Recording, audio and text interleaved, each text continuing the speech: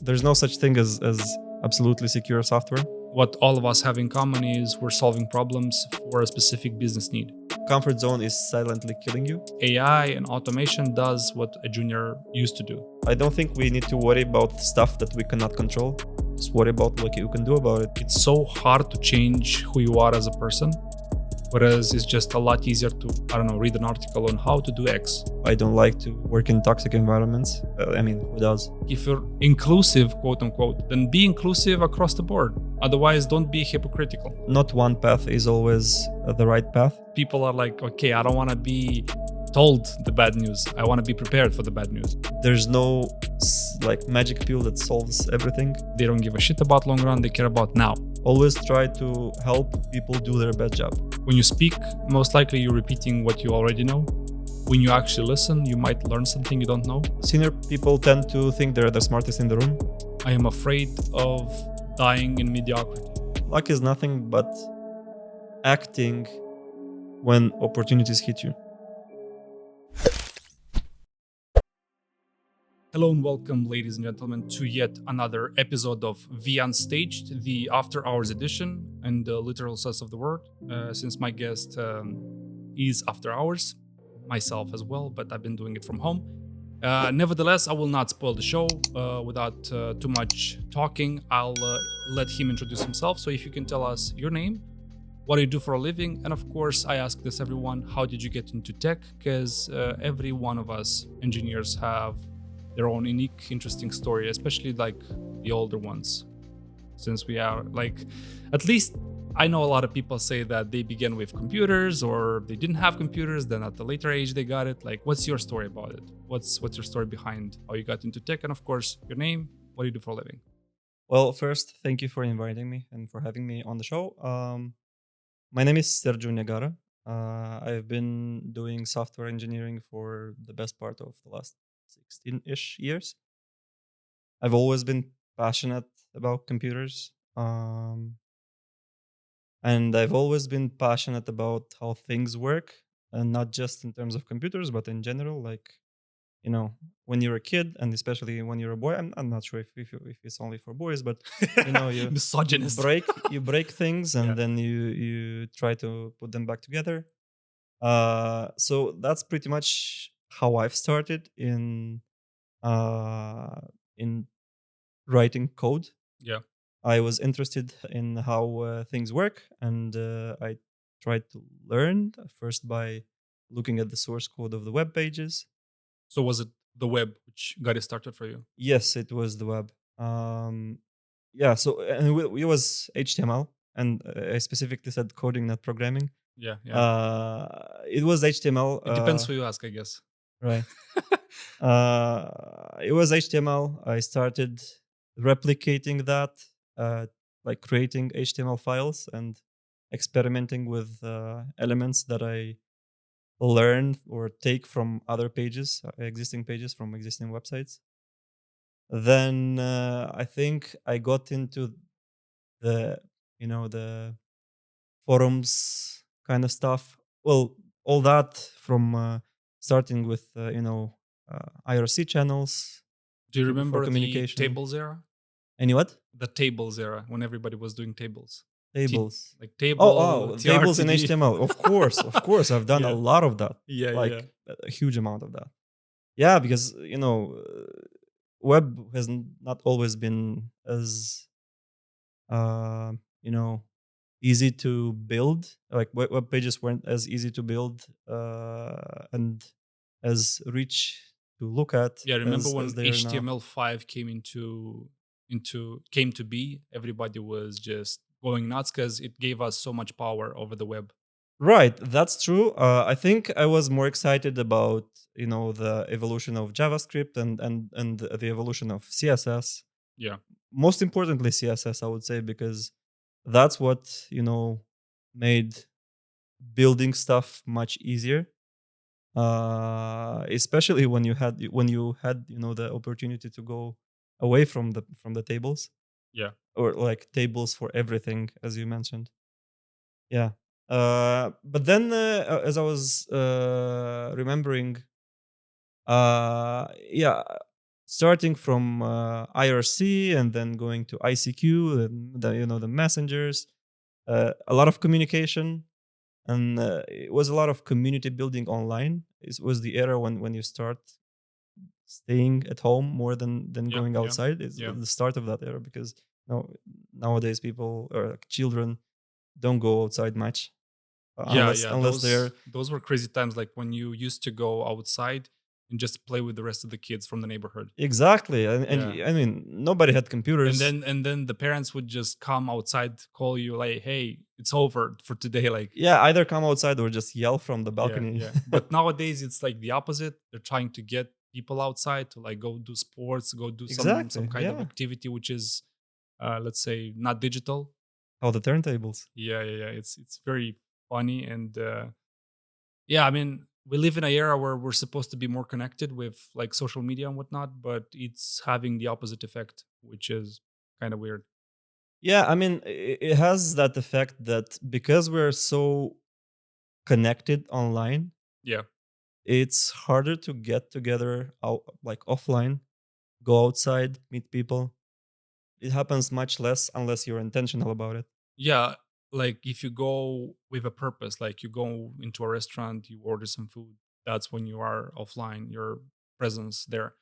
But if you like go outside, you mind your own business, like everything changed. Like the dating marketplace changed, like the way you interact with people changed, the way you entertain changed. Like for you to entertain nowadays, you have to like do, I don't know, gym, some kind of sport or like play some kind of games, I guess. But Yeah, it's somehow individualistic to each their own, I guess. I You think could, it's always been individual, but still some patterns were the same, and some of the of the entertainment from back then has perpetuated, some has yeah, but disappeared. back in the day, you were kind of thrown into the wild. Like you're Pretty somebody's much. kid, and you meet a bunch of somebody else's kids, and you kind of play, you mess around, you quarrel, you go back, you come back again, and you play again, and then you grow up, and everybody has careers, children, and whatnot. And Right. nowadays, it's like I guess it's just the same thing with every generation. Like every generation is going to complain that we were like that when we Of were course. younger, and then when we're going to get older, we'll complain about how the younger generation is and whatever. Yeah, I think my generation, as parents, are overprotective of their kids, and part of that I think is because we know how we grew up. Yeah, We yeah, know we know the all the risks, like life-threatening risks we went through, and we don't want our kids to have to go through that. But also at the same time, when we speak about we weren't like that, or like it how was did it different back and then, we never speak about how all did the stuff that we this did, how all did the this in risks we particular took. Like, affect your career choice? Because a lot of, especially when the web just, let's say, popped out, a lot of people started poking with it, but it didn't really come to Moldova and to, let's say, Eastern European countries. And then the people who were doing it in the country were like the people playing with the smokes and mirrors, basically. Because if you wanted to, like, say you want to be a software engineer, everybody would just laugh and tell you like, leave that bullshit, focus on something which is actually stable, like it's very true, yeah, and it's especially true for people, for like older people from back then. yeah, For example, my father never believed in this until he saw the actual potential, and he saw me succeed. yeah. But before that, he was always thinking that I'm just wasting my time at the computer instead of going out or doing something more meaningful in his understanding. And I don't blame him for that because you can't see the potential until it's there.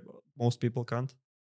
And to be fair, it's not the potential that kept me or brought me into this. It's more like the curiosity. At the same time, the web back then was like the web on the edge, experimental, fragile, Very much. insecure, all of that. And it was fun. Nowadays, everything is extremely secure, extremely, well, to an extent. Depends who you ask, because everything can be insecure. But everything is kind of more sandboxed and whatnot. And Like it's not the fun they used to be. I mean, You can't it's break still things as fun. It's easily. just Yeah. the fun shifted to different, places or different areas. Yeah, but when something is, what I'm trying to say is when something is, let's say, normal, as everything is nowadays, like everything is digitized. Even the grandma is like scrolling TikTok, liking shit. Like everything is just normal. Like it's not out of the ordinary for you to see like an old lady scrolling TikTok or whatever.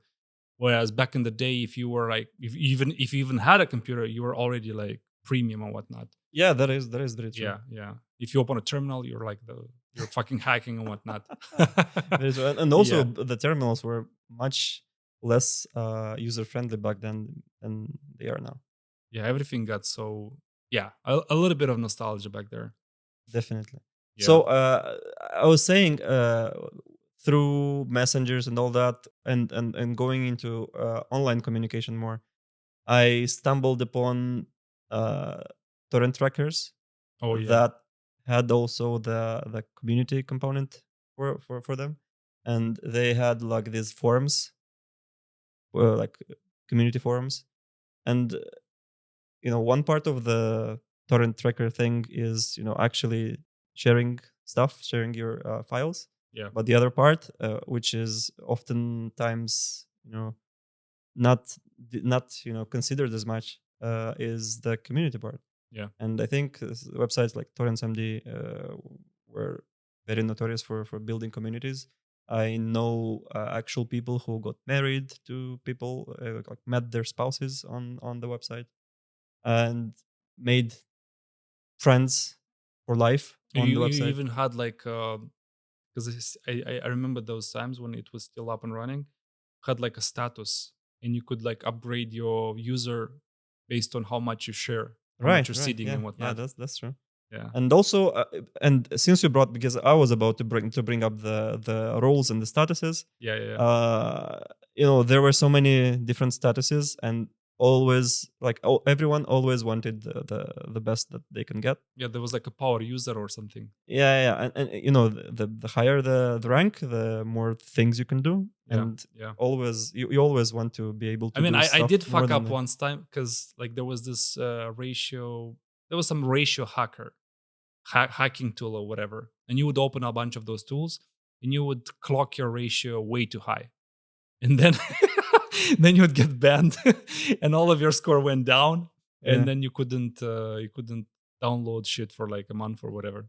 Yeah, I mean, yeah, there's always, whenever there's some kind of vulnerability, Yeah, yeah. something, there's the other side of the balance that has to do something about it, and eventually something appears that blocks the kind of vulnerability that people It's use. just a pity that when I was starting with the web, I wasn't aware of how fragile the web actually is.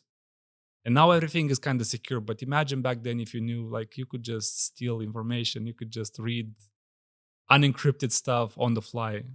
Yeah, that's true. It was much less secure back then, Yeah. though it's not necessarily very secure right now. It's just a little more costly to break through things, because software is never a guarantee that it's going to be secure forever. Yeah, it's just a deck of cards. Like I guess the security lies within the complexity of the software slash problem, which is behind the software.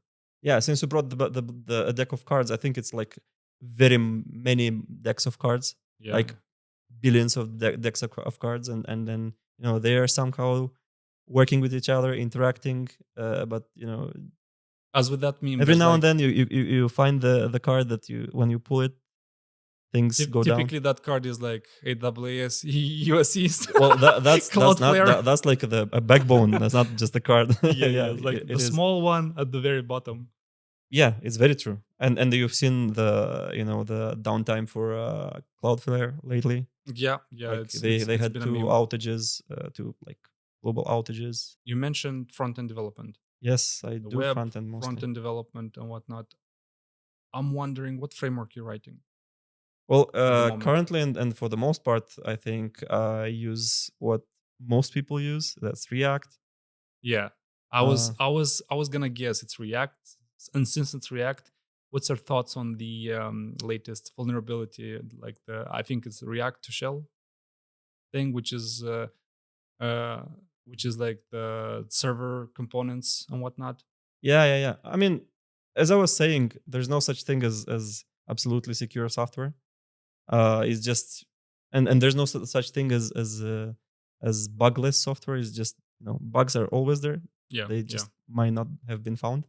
So are people or teams managers considering switching away from React? No, absolutely not.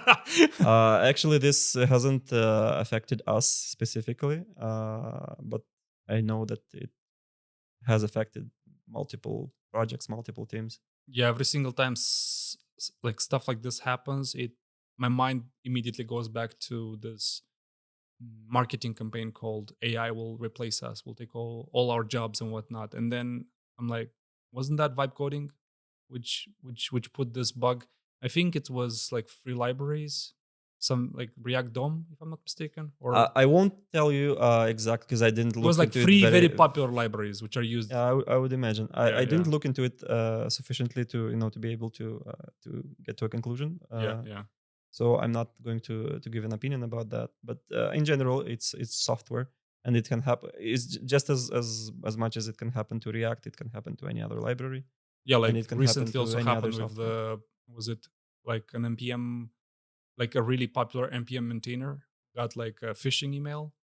He like approved some 2FA shit, and then he got into. I mean, he fixed it really fast, but he basically got injected into his repo some kind of crypto stuff, I've heard and it about it. was obfuscated in such a way that you couldn't tell that the code is gonna do some malicious stuff.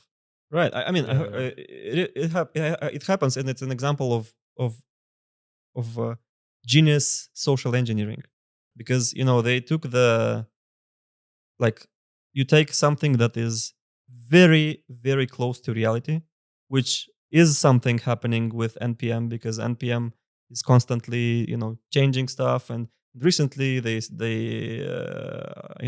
started sending out those messages about the types of tokens that you use on npm, yeah, and that you have to update to the newer standard.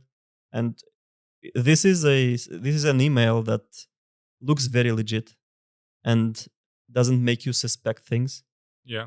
And it's true for everything. Like you can, it's very hard to not fall prey for such Especially very good social engineering. if they target like the right timing, like it's a late Friday or Exactly, whatnot, exactly. like you're tired, you don't want to fucking deal with it, they just approve and whatever. Yeah, it happens. It can Yeah, happen to yeah, everyone.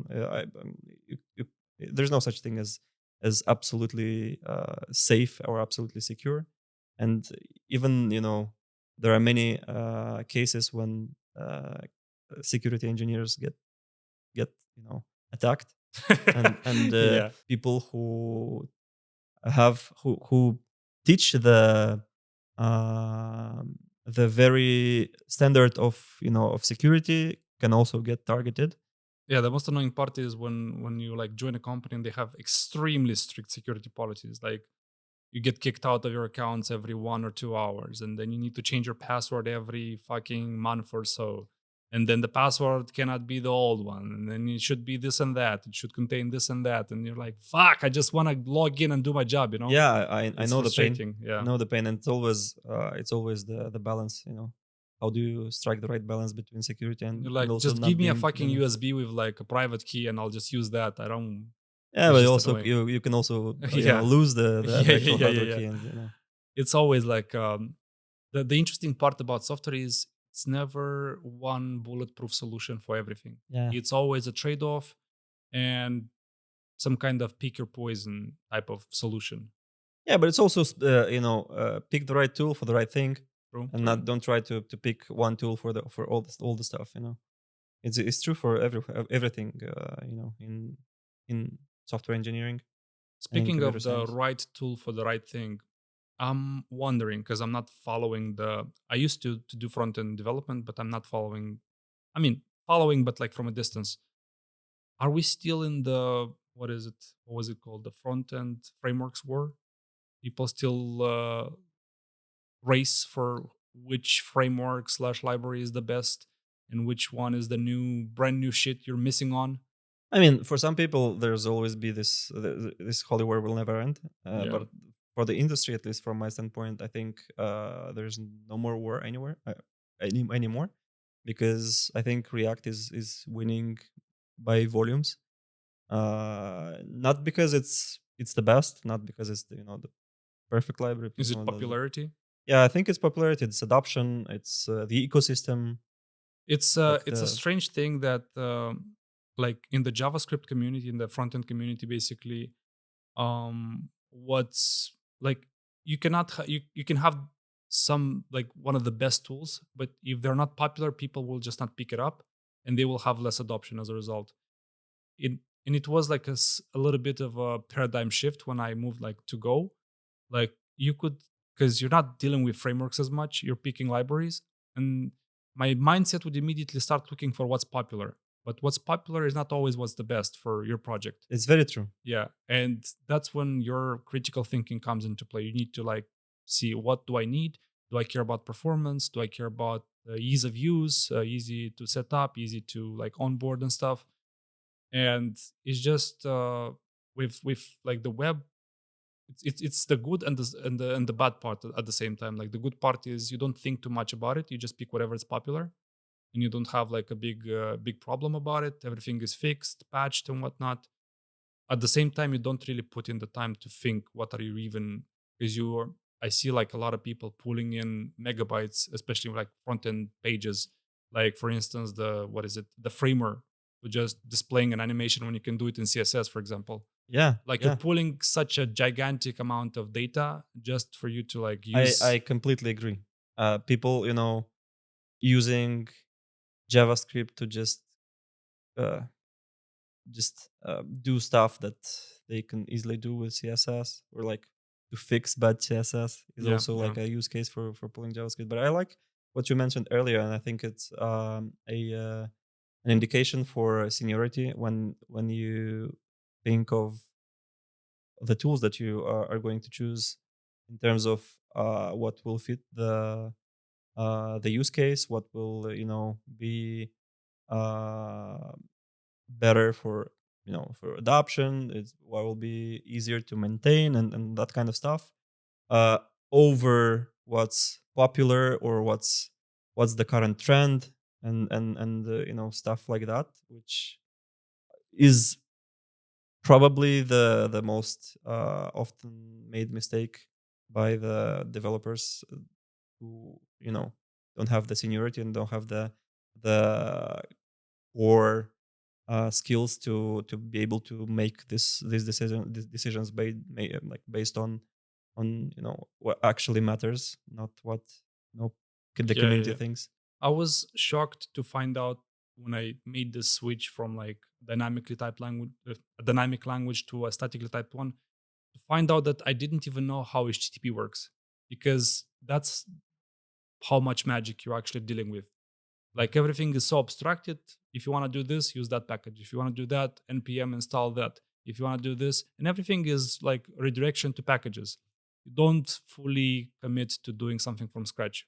And sometimes doing something from scratch is just one function with like a for loop, or one function which does some filtering, does some string manipulation and whatnot. But you immediately go, I need a package, because that's what everybody does. And I'm just saying, you yeah, it's a sign of maturity, seniority, but at the same time, that's kind of the trend in the front end community. Everything is go to npm. This package is popular. If it's popular, it means a lot of people think like me. If they think like me, it means I'm not wrong. Yeah, right. That's the kind of validation that people Yeah, are looking when they don't want to dig deeper into the problem. yeah, yeah, yeah. It's much easier to do what the peer does Yeah, if than. if a library has like, I don't know, 500k downloads per week, most likely I might miss out if I'm not using it. But you Yeah, the might fear not is need to use it. Yeah, fear of missing out is a thing, and yeah, but that is also something that causes problems, like fatigue from chasing all this stuff, all the popular stuff, which in my mind you shouldn't do that. how do You you deal just with that? with the fatigue of frameworks libraries, because that is a common thing in the Yeah, I JavaScript. mean, I'm not perfect. I'm just human. But I'm just trying to focus uh, on core skills, on principles, on stuff that will perpetuate and that's actually scalable. Because if you learn some like a technology or like an API just because of its popularity or hype, Yeah. nothing guarantees that it's going to perpetuate. Nothing guarantees that it will be actual and it will help you in the long run. What will help you in the long run is, learning the patterns and actually reasoning about when to use them, why, like focusing on the why more than on the how. Does that make sense? Yeah, like a lot of the times we're forgetting what we're here for in the first place. And we are like, some of us work for product companies, other work for outsource companies, but what all of us have in common is we're solving problems for a specific business need. And a lot of the times we like solving the problem which doesn't exist. We like chasing the cloud, chasing popular. And again, you might have the energy and the will to want to do that. And once you go like over 30, kind of get tired because you've seen things come and go. You've been told stop using this, use this, like hundreds of iterations, and you're sick of that already. And you're like, okay, how do I avoid being told stop using X, use Y, and instead of focus on learning something which is gonna stay relevant over time. You'd be surprised, to answer your question about how to stop being told stuff. You just ask for reasoning, and you'd be surprised how often people just Can't articulate. can't articulate. And one of the problems is like pure communication and eloquent articulation. But another problem is that people may not know the why. Have you heard of this term code culting? No, it doesn't ring a bell. Yeah, so it's when you adopt practices that other companies adopted and popularized. Oh, I see. Yeah. Do you see that as a problem in companies where they say, "Hey, Airbnb adopted this way of working, or this way of structuring the code, or this way of linting and whatnot"? Is that a problem? Well, I think depends on how you frame it. If that's the only reason that you use to make a decision, then that's definitely a Because problem. again, we go back to the popularity slash validation. Yeah, It's a big company.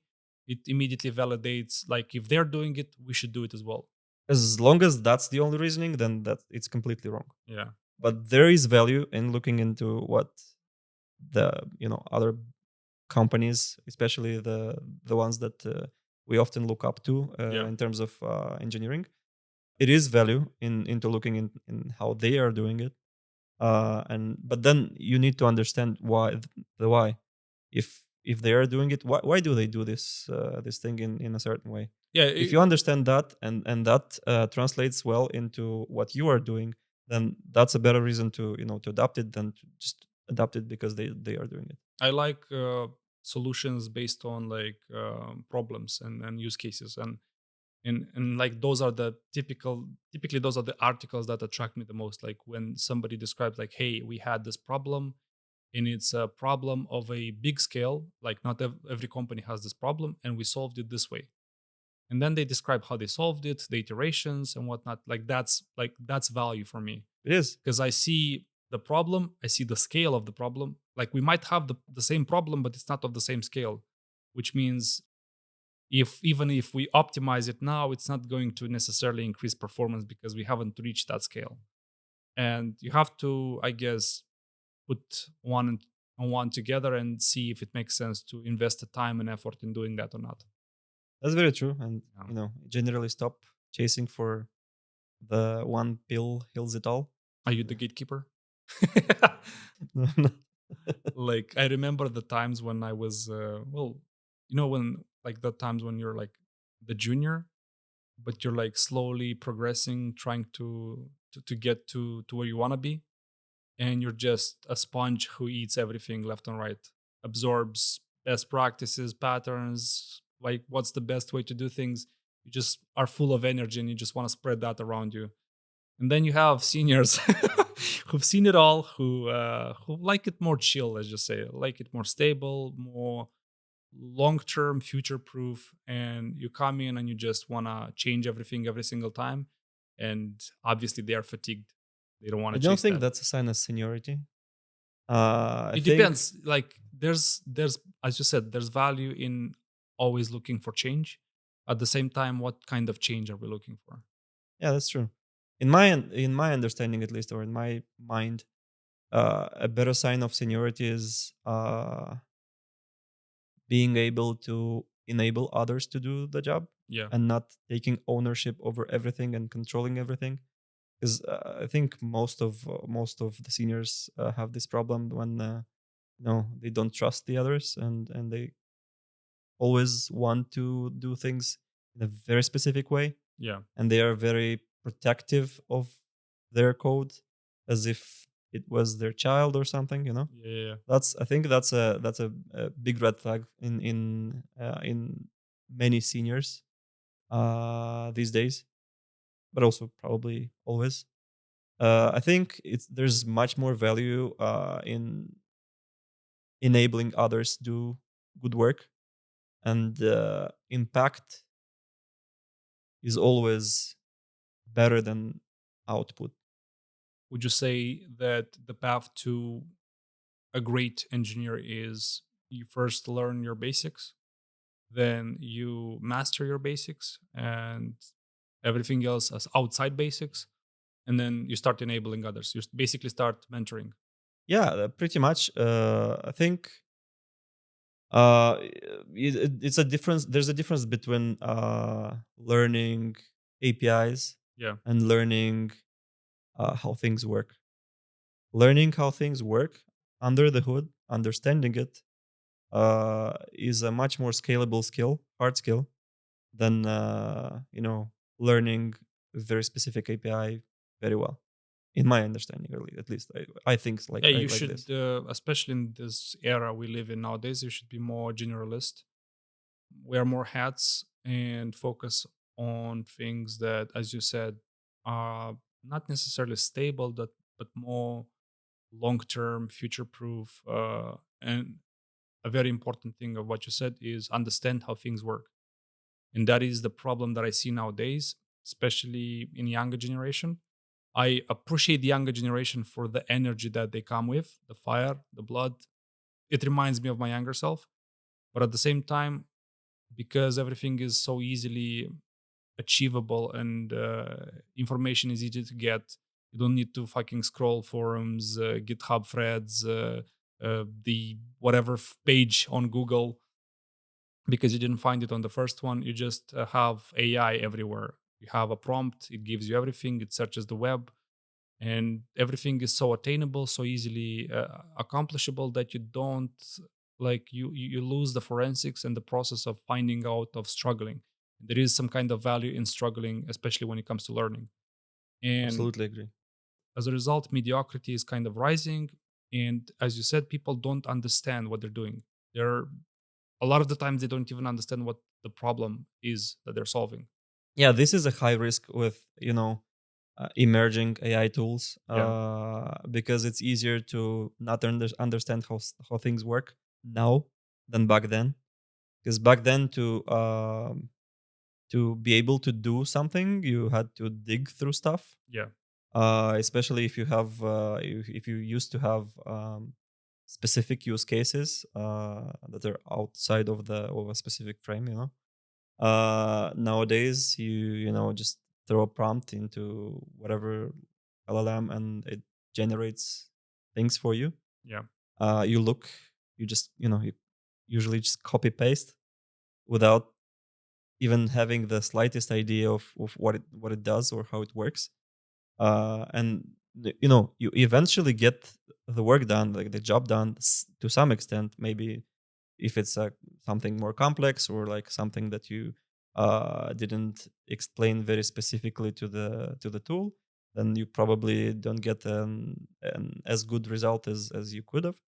But eventually you get better and more work done. but you're rubbish at understanding what Are we happens under the becoming hood. dumber as a result of AI? I wouldn't claim that. It's just, it's a choice everyone makes. I definitely don't think AI is our enemy. Like some scientists, I think they did like an experiment and they've analyzed the brain scans of when we're solving a problem without AI and when we're solving a problem by prompting it. And the results show that when you're prompting all the time, your brain is not activated as often. Yeah, I mean, it's probably Yeah. true. They've done the research. Who am I to say it's not right? 90% of statistics are false anyway. Yeah, right. Yeah. But yeah, it is a risk. But with every disruptive technology, there is also always a risk that people won't use it Are we the right going way. through like industrialization 2.0 on a different scale just? I mean, it definitely feels somewhat like that. Yeah. AI is a huge leap forward in terms of enabling different capabilities to the masses. Um, you know, it was never like this that you can, without any education, you can do stuff in much broader areas and much broader industries than ever before. As one of my guests used to say, knowledge, especially coding, is becoming more of a commodity nowadays. It's accessible to everyone. Yes, maybe they don't understand it, but that's not to say they can't do it. And you have this phenomena, not sure if you followed or not, but you have this phenomena where you have non-technical people building products, launching on the market. And then once they get some client validation, they get some sales, then they start looking for seniors. And what happens in the process is they've effectively eliminated juniors because AI and automation does what a junior used to do, which is trying to figure out what the fuck is wrong and trying to pick up the job of a software engineer. That is done by AI, and non-technical people pick it up, they do it, and then they're like, okay, I need a professional now. And guess who they're looking for? Yeah, I mean that's right. There's a lot of senior talent Yeah, on the market of looking for jobs. Unfortunately, because of the desperately, yeah. layoffs and a lot, and there's definitely some of the impact is from the evolution of AI. Definitely a big part of it. Maybe not in a way that most people think that AI is going to take our jobs, but definitely that definitely makes us much more competent, or not competent is probably not the right word. Relevant? It enables us to do much more work faster, thus eliminating the need of hiring extra people, Yeah. and that eventually has an impact on the market of hiring. And it is, I mean, nobody is going to lie about it. It is uh, lately it's become a struggle uh for younger people, or like for junior people to find jobs, and it's also become a struggle for senior people to find jobs, Yeah, there's like a lot of layoffs. I would argue a lot of them are not necessarily natural layoffs, Yeah. just to go along with the hype. But at the same time, a lot of people are looking for jobs, and you have this oversaturated market, and juniors are effectively competing with seniors, and they're kind of fucked, I would say. Yeah, but well, things change. I don't think we need to worry about stuff that we cannot control. Just worry about what you can do about it. Yeah, yeah. Life happens, things happen. You can't control everything. You can only control what you do about it. So, try to learn stuff, try to adapt, and you'll eventually be good. Are Um, you of the opinion that you can do more with the same people, or you can do the same with less people? well, I think it's about the business to decide. But Yeah, I think, in my opinion, it's the same people can do more. yeah. And if if business cultivates that, then there's an infinite value potential Because in all that. there's this weird trend where management just comes and says, "I we've seen this trend applied somewhere, and we want to just cut personnel." And what they do in the process is they cut a lot of really important people. Their business starts to become dysfunctional to some extent, and then they hire them back, which is kind of funny. But then the damage is already done because they made this stupid move without actually realizing what are the full implications of it. Yeah, well, people make mistakes, and especially when it's impulsive mistakes, it's it has impact. Um, I think a lot of the people, a lot of companies, like big tech companies, have eventually hired too much talent Oh yeah, to especially do Twitter. that job. I mean, not just Twitter. Like a lot, you can name a lot of companies Yeah, that but did that, and then they thought why do we have so many yeah, people but the doing this kind work? of job titles they had there, it was funny. It is. I mean, uh, Twitter is an example that everyone knows about, but there are so many more that are not as marketed. Not marketed. Not the right. Not the right word. They're not. They don't have so much exposure as Twitter did.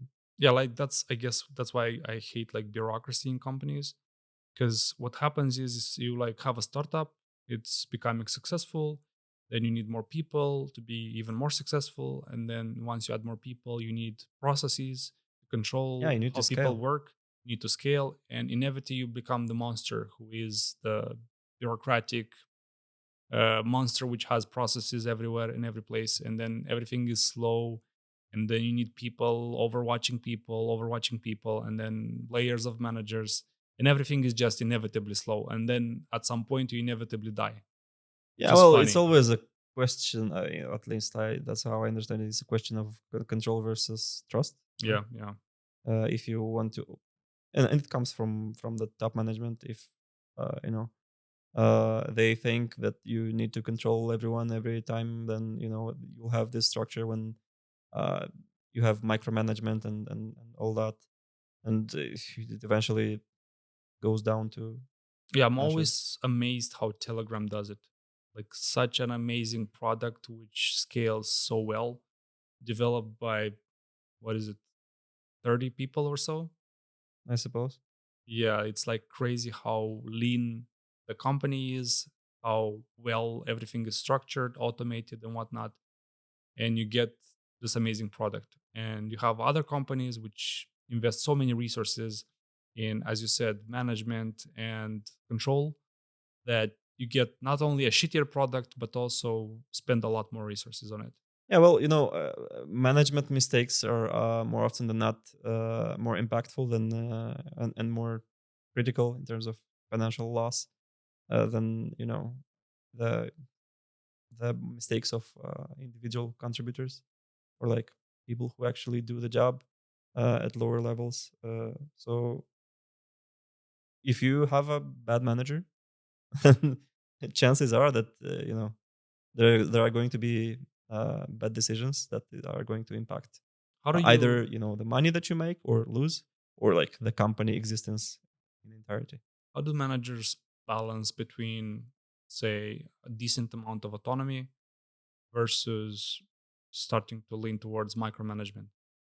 Is like, does it have to do with the level of stress you're put into? Like, what's the factor which drives managers to start micromanaging? Yeah, there are so many factors. I think just doesn't make sense to name them all, but I think the lack of trust is one of them. But then that's driven because, in my mind, there is a lack of clear goals. Yeah, When you have clear goals, it's easier to be autonomous and actually deliver, But when you don't know what you're expected to do and you kind of focus on your thing and you don't see the big picture, then it becomes much harder, and people get disconnected from the actual endeavor. you can almost immediately tell if there's micromanagers in a company or not by when somebody gets fucked up. So if somebody fucks up or something is pushed or a bug is pushed, and let's say it affects the business, and then if the attitude is who's the one who's guilty, and people start finger pointing, then you can almost tell that there's micromanagement and there's a toxic culture there. Whereas if we try to first focus on immediately solving it, and then we figure out how to improve the processes so that we don't afford this next time, that's a different mindset, I would say. Yeah, crisis situations are always speaking louder in terms of what the actual culture is than whatever they say it is. as companies test candidates on their coding skills, their way of thinking, and how will they behave in the company itself. I wish we as candidates could test how does the company, specifically the management, deal with stressful situations, so that you know should you accept to join them or not. Yeah, I mean it's a real problem, I would say, but there are solutions to that. Platforms like Glassdoor, I think, Yeah, and many more that enable the people to speak yeah, but out. not everybody is popular enough to leave a review. And if you leave a review, you also expose yourself in a way, It because is true. Yeah, it, there are risks, yeah. but depends on it. You have to always be ethical about everything, even And in my if case, the shittiest part is I always was looking up Glassdoor, but after I was ending the ah. collaboration, I'm like, now it makes sense.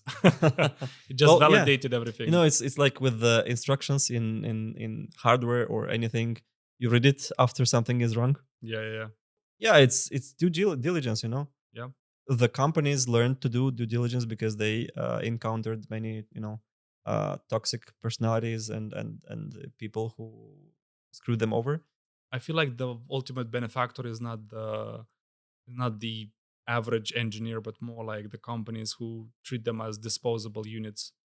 The companies out there to make money. True, true. If it wouldn't make money, then it would become irrelevant, and then the people Yeah, but they who work. expect you to be like, don't you hate this stupid question, which sounds like, where do you see yourself in 5 years? And It and they very much expect you to depends. say, I'm gonna lick your ass for the next 5 years. Of course not. Of course I'm not gonna be loyal to you. I don't know what's gonna happen. Yeah, well, Yeah.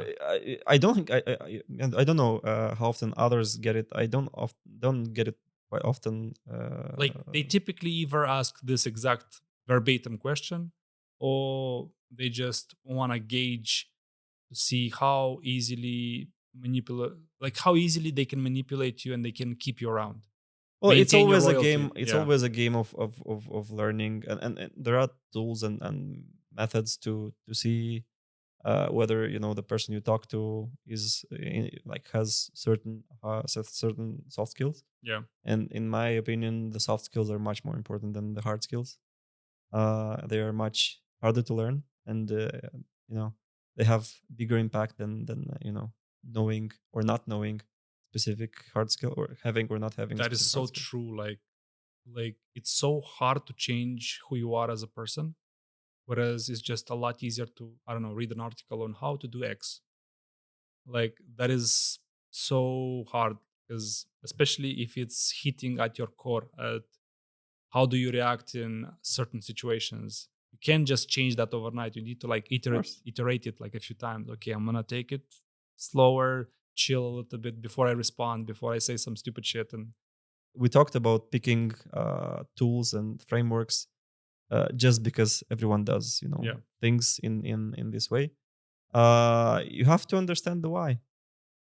If they just ask the question because it's the one of the important questions in a list of questions for HR screening, then if they actually ask this question at the right time in the conversation, and it's meaningful for the flow of the conversation, and it's meaningful, and the answer is meaningful for the interviewer, then it does make sense. I would say honesty plays against you in a lot of the cases. That's And true.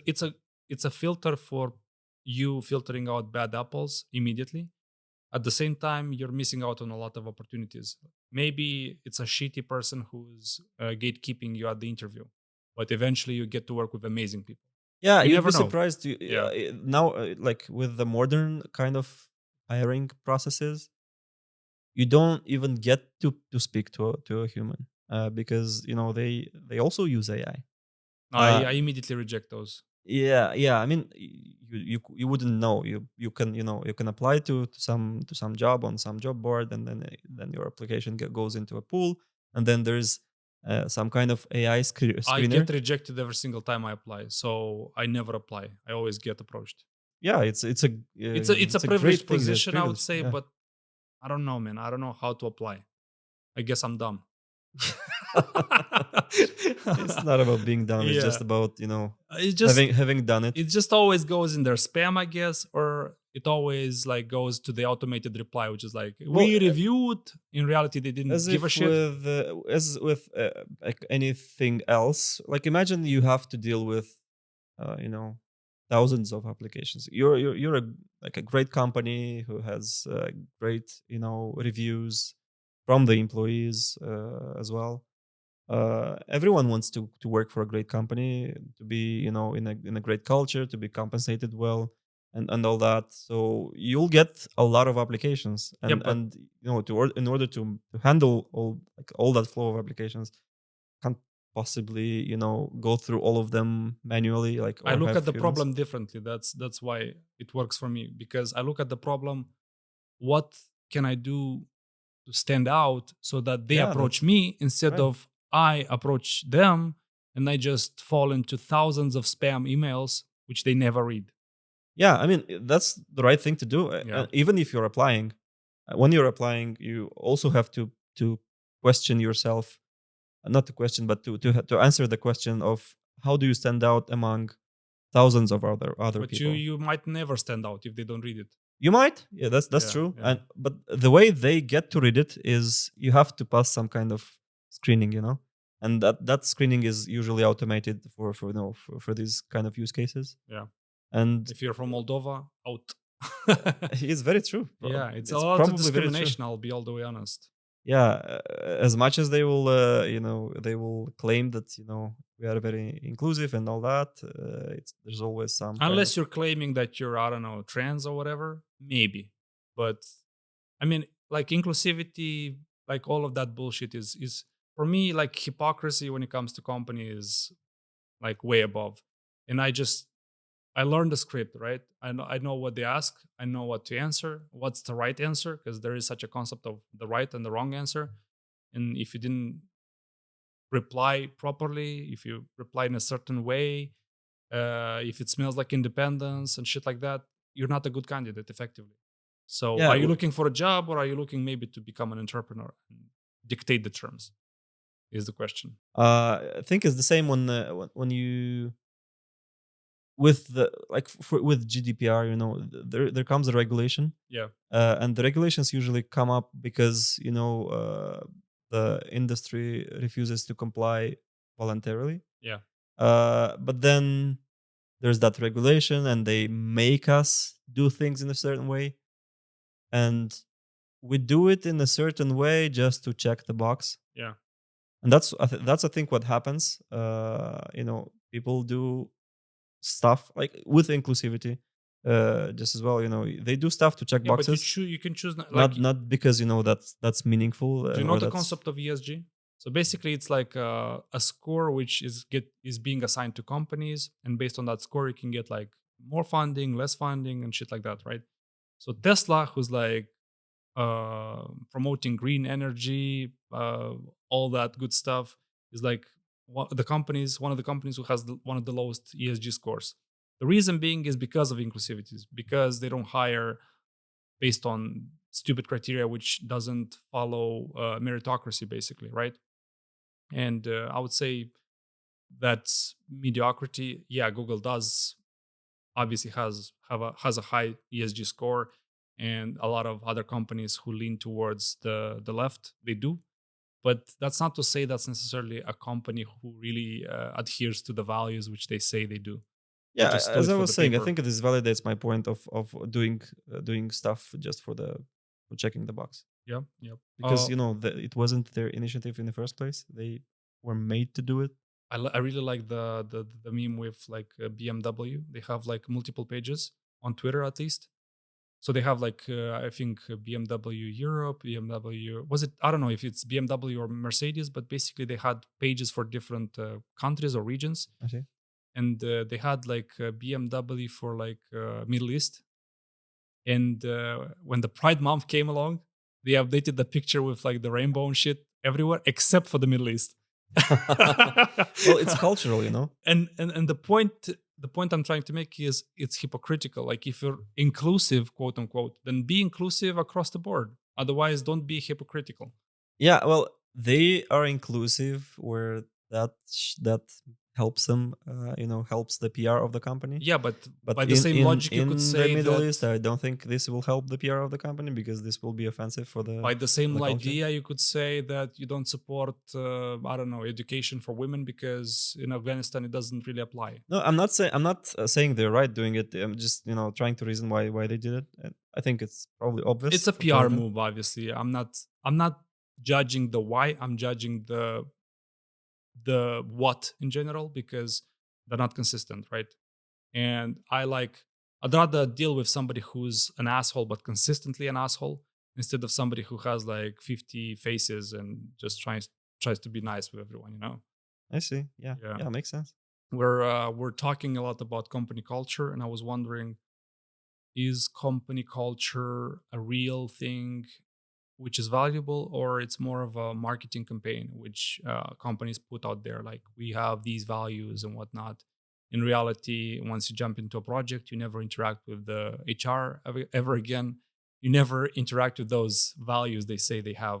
You are dealing with your small context of issues, and yeah, people expect things from you. Yeah, absolutely. I think it depends from case to case, and depends on how intentional they are, like the company is to promote the culture that they claim they have. But also, as we've spoken earlier, crisis situations always show what the actual culture is, Yeah. either at the organizational level or at the team level. There's always, if something bad comes up, the way it's handled shows or speaks volumes in terms of the culture. It is important. It's very important, at least for me personally. I don't like to work in toxic environments. I mean, who does? What's a deal breaker for you before you join a company? What's the what you define as toxic? Yeah, I think lack of consistency, lack of goals, clear goals, is probably one of the red flags or the deal breakers. But it's hard to assess before. Yeah. I always try to do the due diligence and look into the company just as well as they look into me, Yeah. into my history. I always try to look into the company, the history of the company.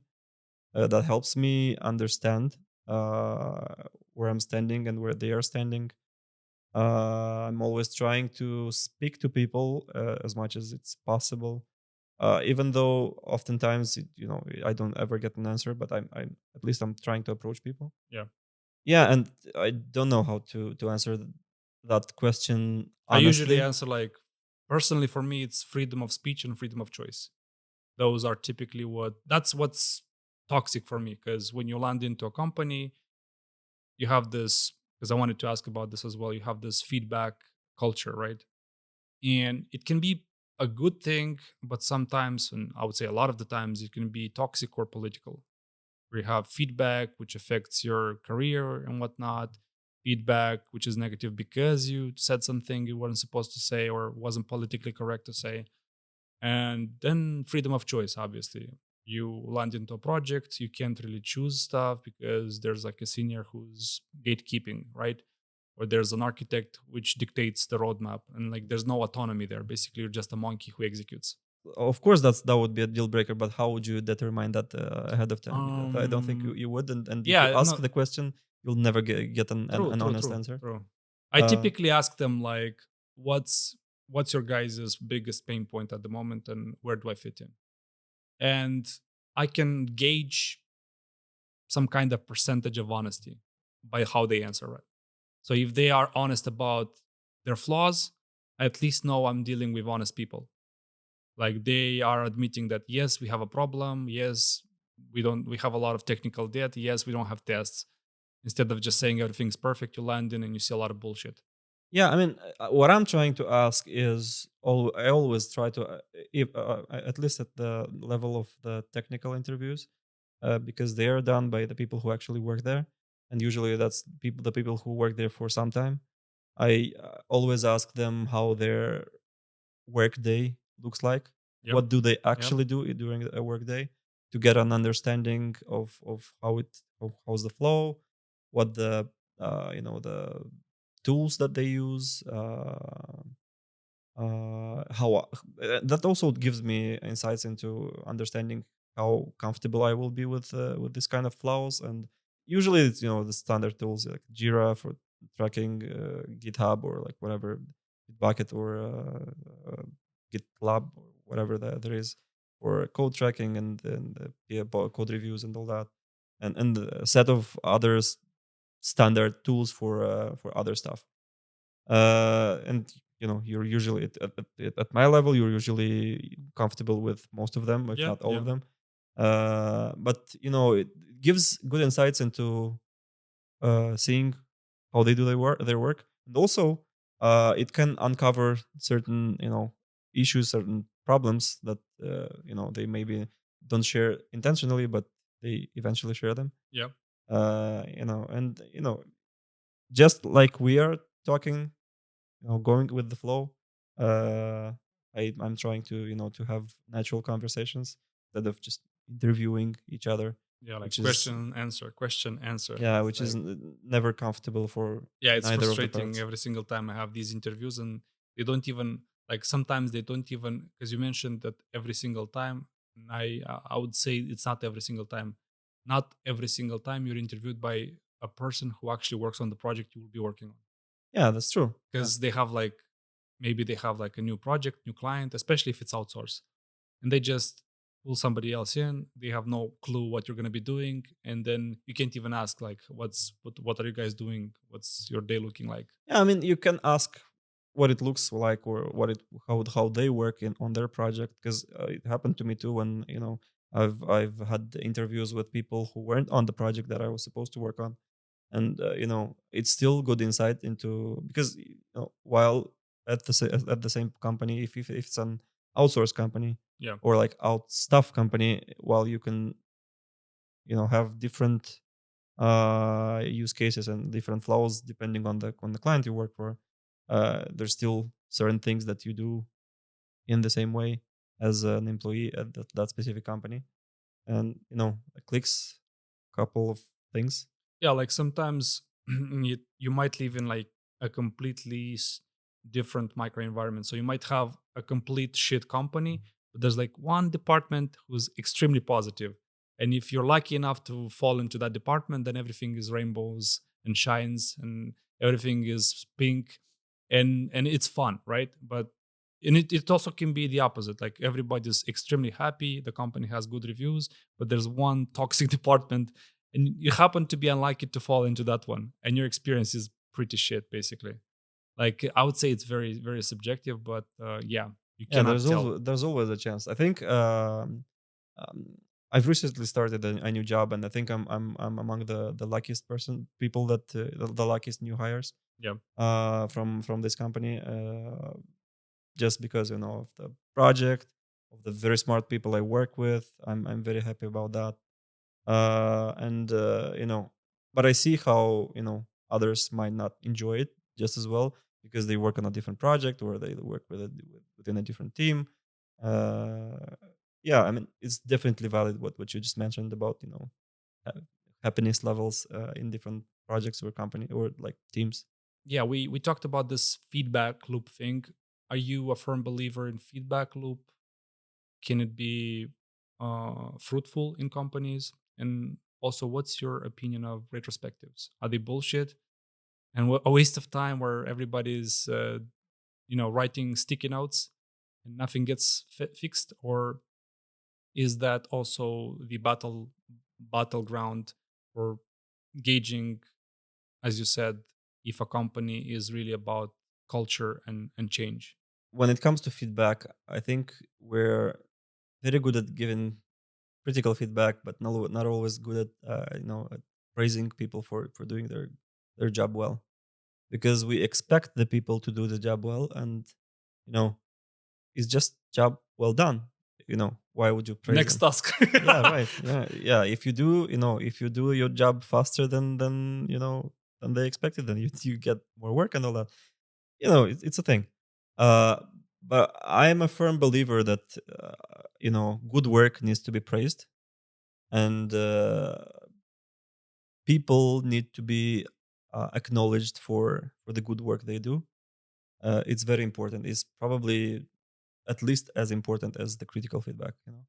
Yeah, And it also, has an unbelievable power, especially when you're doing it for a junior. It's like pushing yeah, him. but you'd be surprised how much power it has for a peer as well. Because, you know, as you go up in with, you know, seniority, people think that you know everything kind of thing, Yeah, which is not always true. Like everyone struggles with self-esteem every now and then. do we heal Everyone, from the imposter syndrome? yeah, I mean, yeah, it's a thing, Yeah, yeah. of course. Uh, I know what I am. I know like my value, but oftentimes I feel like I don't belong here, you know, because, you know, the brain works in a certain way. We all have anxiety for different reasons. It's not always We're not always productive. Like yesterday we could have been very productive, but today just the brain just doesn't want to work, you know. I guess it depends how people operate. I personally see growth in critical feedback as well. It's not the most pleasant one, I will admit, especially when it's a code review and the guy is trying to push some of his ideas, you're trying to push some of your ideas, and you run into a clash. Like sometimes you're like, okay, let me see how he thinks, let me put on his lens. And then as you do it, you're like, oh, this actually makes sense. And the process wasn't the most, let's say, pleasant, but that's how growth is in general. It's not pleasant. Yeah, I And think it comes the critical feedback should come from the place of care yep, rather than place of, you know, trying to teach someone things in do things in a certain way. yep. Because in software engineering, you know, you can achieve the same goal by going different paths, and not one path is always the right path. Um, don't have to, you know, to hit for perfection in any kind of any kind. When I have a disagreement with someone, I'll try to understand where they're coming from, and if there's still disagreement, I would rather, you know, uh, give up, like, and take a step back. Uh, I think it's more important to keep the connection with your peer, with your colleague, than, you know, proving a point or proving them wrong. That's provides no value. To not, you know, lose the context of the second question you asked about the retrospectives, whether they are useful or not. I think retrospectives are very useful in case, you know, there's action following them. If there's no action after the retrospectives and you do those just as we were talking, just to check a Sticky box, notes. Yeah. then, you know, it's nothing else than noise and, you know, stuff that is not productive at all. Yeah. You mentioned one important thing about when you bring critical feedback out of care. Does it have to do with one's level of communication and how you bring your message across? Because like there's a saying, it doesn't matter what you say, but how you say it.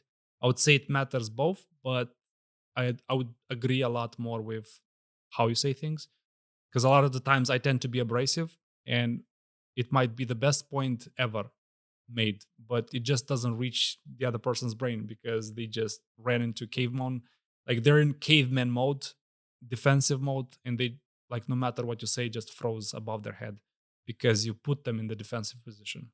Yeah, I mean, it's very, if you frame it in a way that it looks like it will affect their performance, like the performance review or stuff like that, then of course they are going to get defensive, especially if, you know, they don't have the seniority level.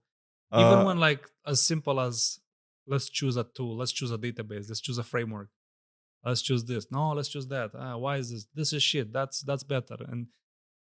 And you immediately start seeing people picking up positions on the battlefield, and there's like somebody in the defensive position, somebody on the offensive position, and it goes back and forth, back and forth. And like I still to the day try to work on my communication, and it's not always the best.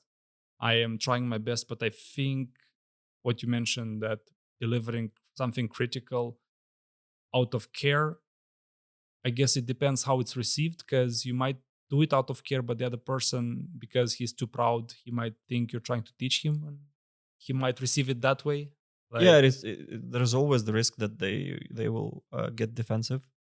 But it's very important, as you mentioned, the way you deliver the feedback, because that will probably define, and also not the way you deliver it, but like the environment that you built to deliver that feedback.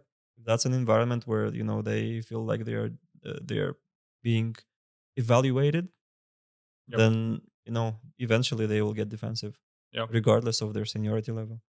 But when this is set in a way that they understand that this is for the good of the team, for the good of the endeavor in general, then you increase the chances of that feedback hitting the right point. Yeah, what I noticed, like, people like validation, so you can like bring your message across by first validating something they truly hold true to themselves, and of course trying to always target the benefit of what you're doing for the team, for the business, and whatnot. Yeah, and I mean it's also about the emotional intelligence. Some people have it naturally, have it uh, natural in terms of they understand how people feel. They know what to say at what time. Some people just learn it. I think most people have to learn it, and I've learned a lot in this area. I'm still learning. I'm not not perfect. Nobody's ever perfect. But I'm definitely a much better communicator right now than I was yesterday. I guess that's the reason why I even started this podcast, because on the one hand, yes, you communicate, you practice, you're having a conversation, but on the other hand, you try to find out how others think. Maybe how others think, maybe they have a point, maybe there's value in a difference of an opinion. Yeah, Whereas you have your own box, you think a certain way, you see things a certain way, and when you get confronted, you defend. You are in defense mode. You don't even allow a window of opportunity of touching your, like, trying to have a different opinion, a vision, whatnot. absolutely, Yeah. absolutely. You mentioned this idea of mistakes that management can make, and as a result, it kind of brings down the company. What would you say are some of the most detrimental mistakes management can make, which as a result either ends up killing a company or it makes it extremely dysfunctional and inefficient? I think in terms of killing, there is like decisions that are made based off of stuff that they don't measure, that they don't know the answer to the question why. They just go with the vibe, go with the flow, go with whatever their peers are doing, and I think that can kill the flow and can actually cause big financial losses, Yeah. depending on the impact, of course, but still. But also something that is going to affect the people in the company is, and yeah, I've experienced this, and this is not pleasant. Is when things aren't right Yeah. in the company, whatever it is, and the management knows that things aren't right, but they don't communicate that to the people, and that can cause uncertainty or like feeling of anxiety among the people Hmm. because they aren't dumb, they can see that something isn't right.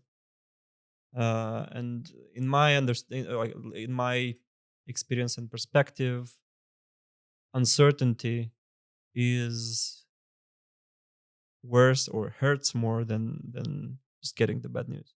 Yeah, like bad news, but at least it's certain, right? Yeah, right. Because It is what we it is. we as anxious people tend to think of scenarios. Imagine you have a cough, and you go up online and look up what could be the causes of the cough. Yeah, yeah. And then you get more anxious because you don't have the full picture. You don't have the information to make any conclusions, but you do make conclusions anyway because brains are Yeah, what built. I've seen is, especially when there's like a situation with the client, like you have a startup of sorts, and there's a situation with the client and they don't communicate about it. But let's say the client told them that if you're not doing well in the next 3 months or so, we're cutting the whole thing off and we're not doing it anymore. And you're kind of expecting the team to do better, but at the same time, you're not telling them that if they don't, then this is what's going to happen. Whereas you can just tell them, hey, this is what the client said, you're transparent about it, and everybody's kind of in the same boat. At least you're making it feel that way. Yeah, yeah, that's one example. I think a more like a better example for what I actually meant would be like imagine, a certain part of the business of the client doesn't work out the way it should be, or the way they expected, the way they projected, and some part of the business dies. Yeah. And it will have an impact on the whole company, and also on the contractors. But they or like, for example, your management doesn't speak to the people about it. I'm making up an example as we go, so it might not end up being perfect, but still. And then, you know the employees, or like the people who work for that client, they can feel that something is wrong, that Yeah. something is not, it's different from the way things we used to be. And they can start, panicking. They can start being anxious about stuff. They can start making up scenarios, like bad scenarios, things that are actually worse than the actual things. And well, in that case, it kills the morale. It makes, them, maybe it makes them look elsewhere. Maybe Yeah, that's what I they was gonna say. yeah, Like, they don't want to especially when be you the have a ones to. lot of bench time and whatnot with companies that do outsource, for example, you start having bench time, but you don't really communicate about what's going on. Have they lost clients? Do clients look for Yeah, something that's else? probably even a Yeah, better example. Yeah. yeah, yeah. And then they sit on the bench, and some of them might say, "Okay, it's fine. It had happened before," but others might immediately panic and, "Okay, fuck that. I'm gonna start looking for a new job because who knows at what time I'm just gonna be kicked off, laid off." Yeah, yeah. I mean, nobody likes to be laid off. Especially nowadays, since everybody's talking about layoffs here, layoffs there, AI taking our jobs, people are like, okay, I don't want to be told the bad news. I want to be prepared for the bad news, you know? Yeah, that's always Yeah. better to be prepared for the bad news, because you can take actions towards safeguarding yourself, or like looking into different areas, learning something new, whatnot. Yeah, we talked about companies being dysfunctional. And as we all know and do in our day to day jobs, we have some kind of methodology by which we work, whether it's agile, scrum, kanban, whatever. What would you say are the things which annoy you the most? Is it meetings? Is it I don't know, unnecessarily spent time? Is it this back and forth? Like anything in particular? Well, I think, well, it's not that it annoys me, but it happens in many teams, that there are a lot of meetings, a lot of uh, unnecessary meetings, and also in terms of meetings, when you don't respect the time, you go out of bounds. That's something that actually really annoys me. You have to respect the time. If you planned 1 hour, especially if it's a big One, group. respecting the time, but what I hate the most is like sudden meetings. Hey, we need you in this meeting. We're just having a discussion Yeah, with yeah, whatever, absolutely. and we thought you should be the one here. Yeah, but how about you plan it, you schedule it, I because you agree. might have plans during that time. You might go to lunch and whatnot, and like it's just annoying. Yeah, that's very true. And another thing that probably not that annoys me, but just looking at it with a bit of salt, is doing certain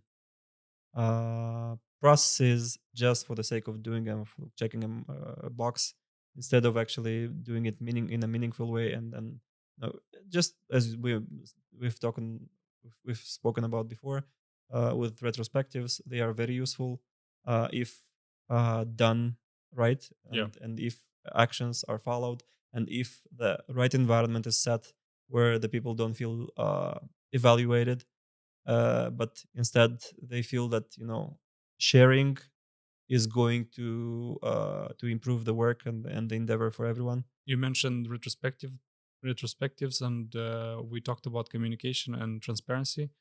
And it's funny that at one point in a retrospective, I wrote in a sticky note that uh, like there was columns like what's not going well, what we should focus on. And on the what's not going so well, I wrote micromanagement. And then they revealed it, and I said that I wrote this and I explained why. And nothing happened. Exactly the same shit continued. And at that point, you just realize retrospectives are bullshit.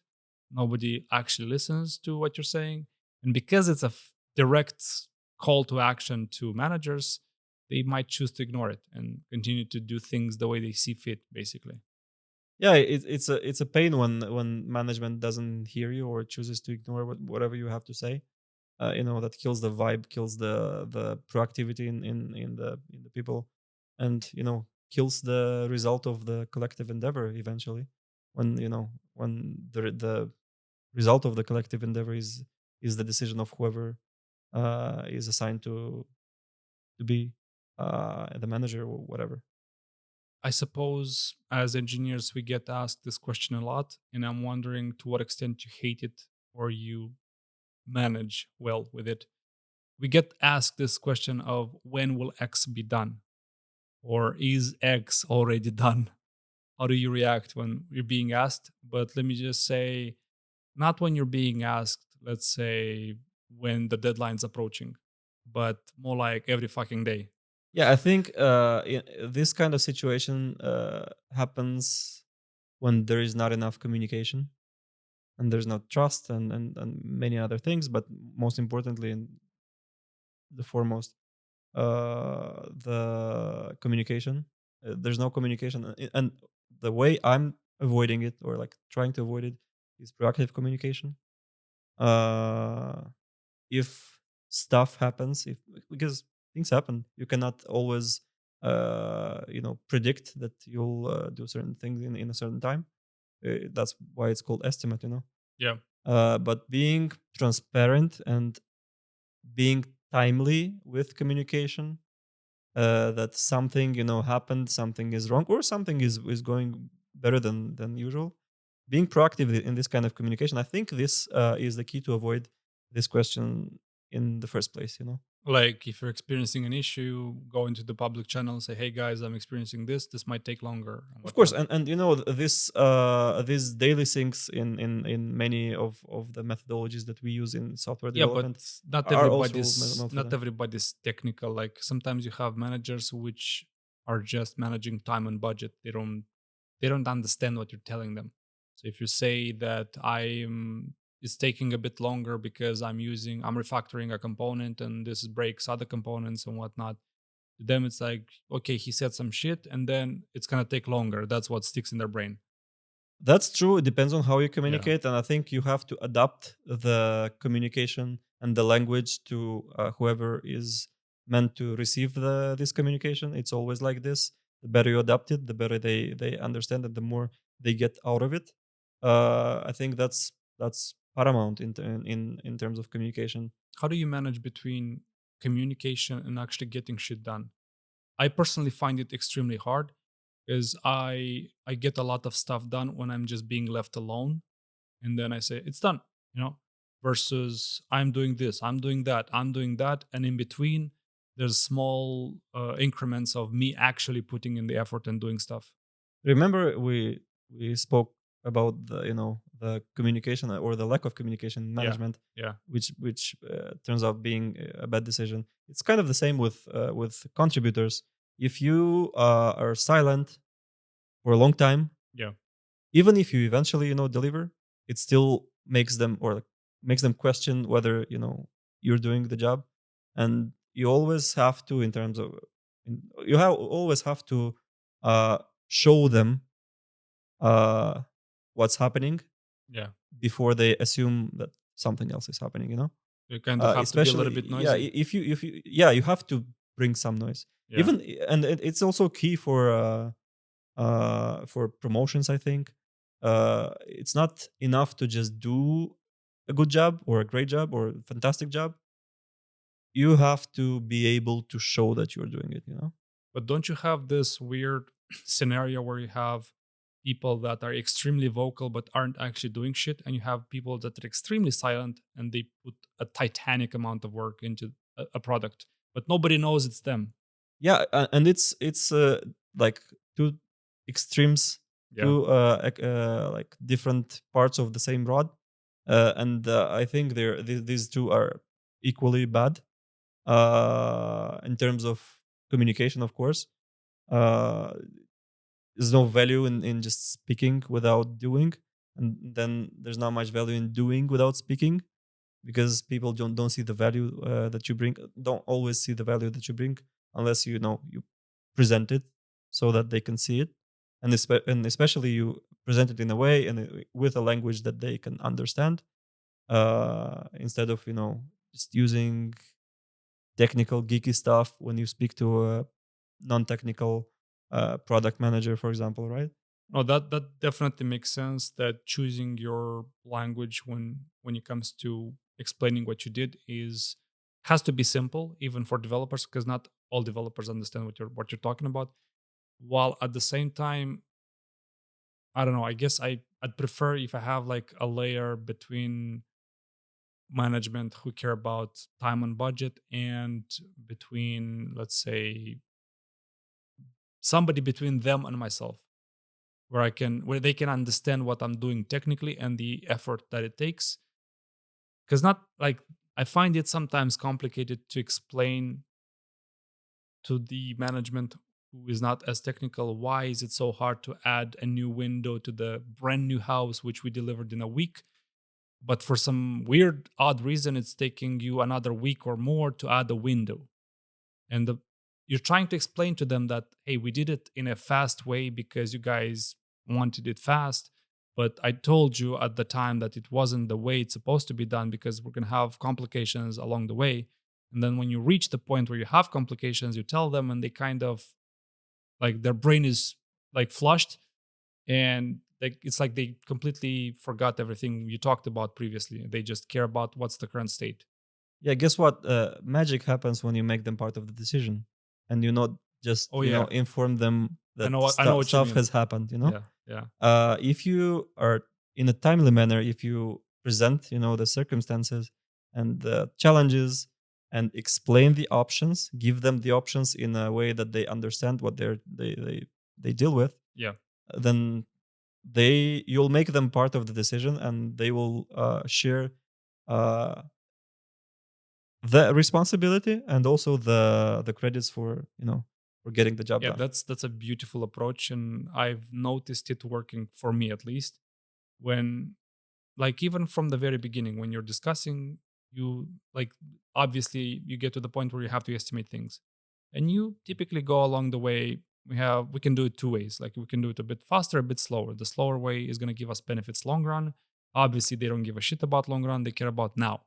And you tell them, and there's now. We can do it extremely quick, but with downsides. And if you make them part of the process, as you said, then what's happening is you can later say, I told you so at the time when we were discussing and implementing that.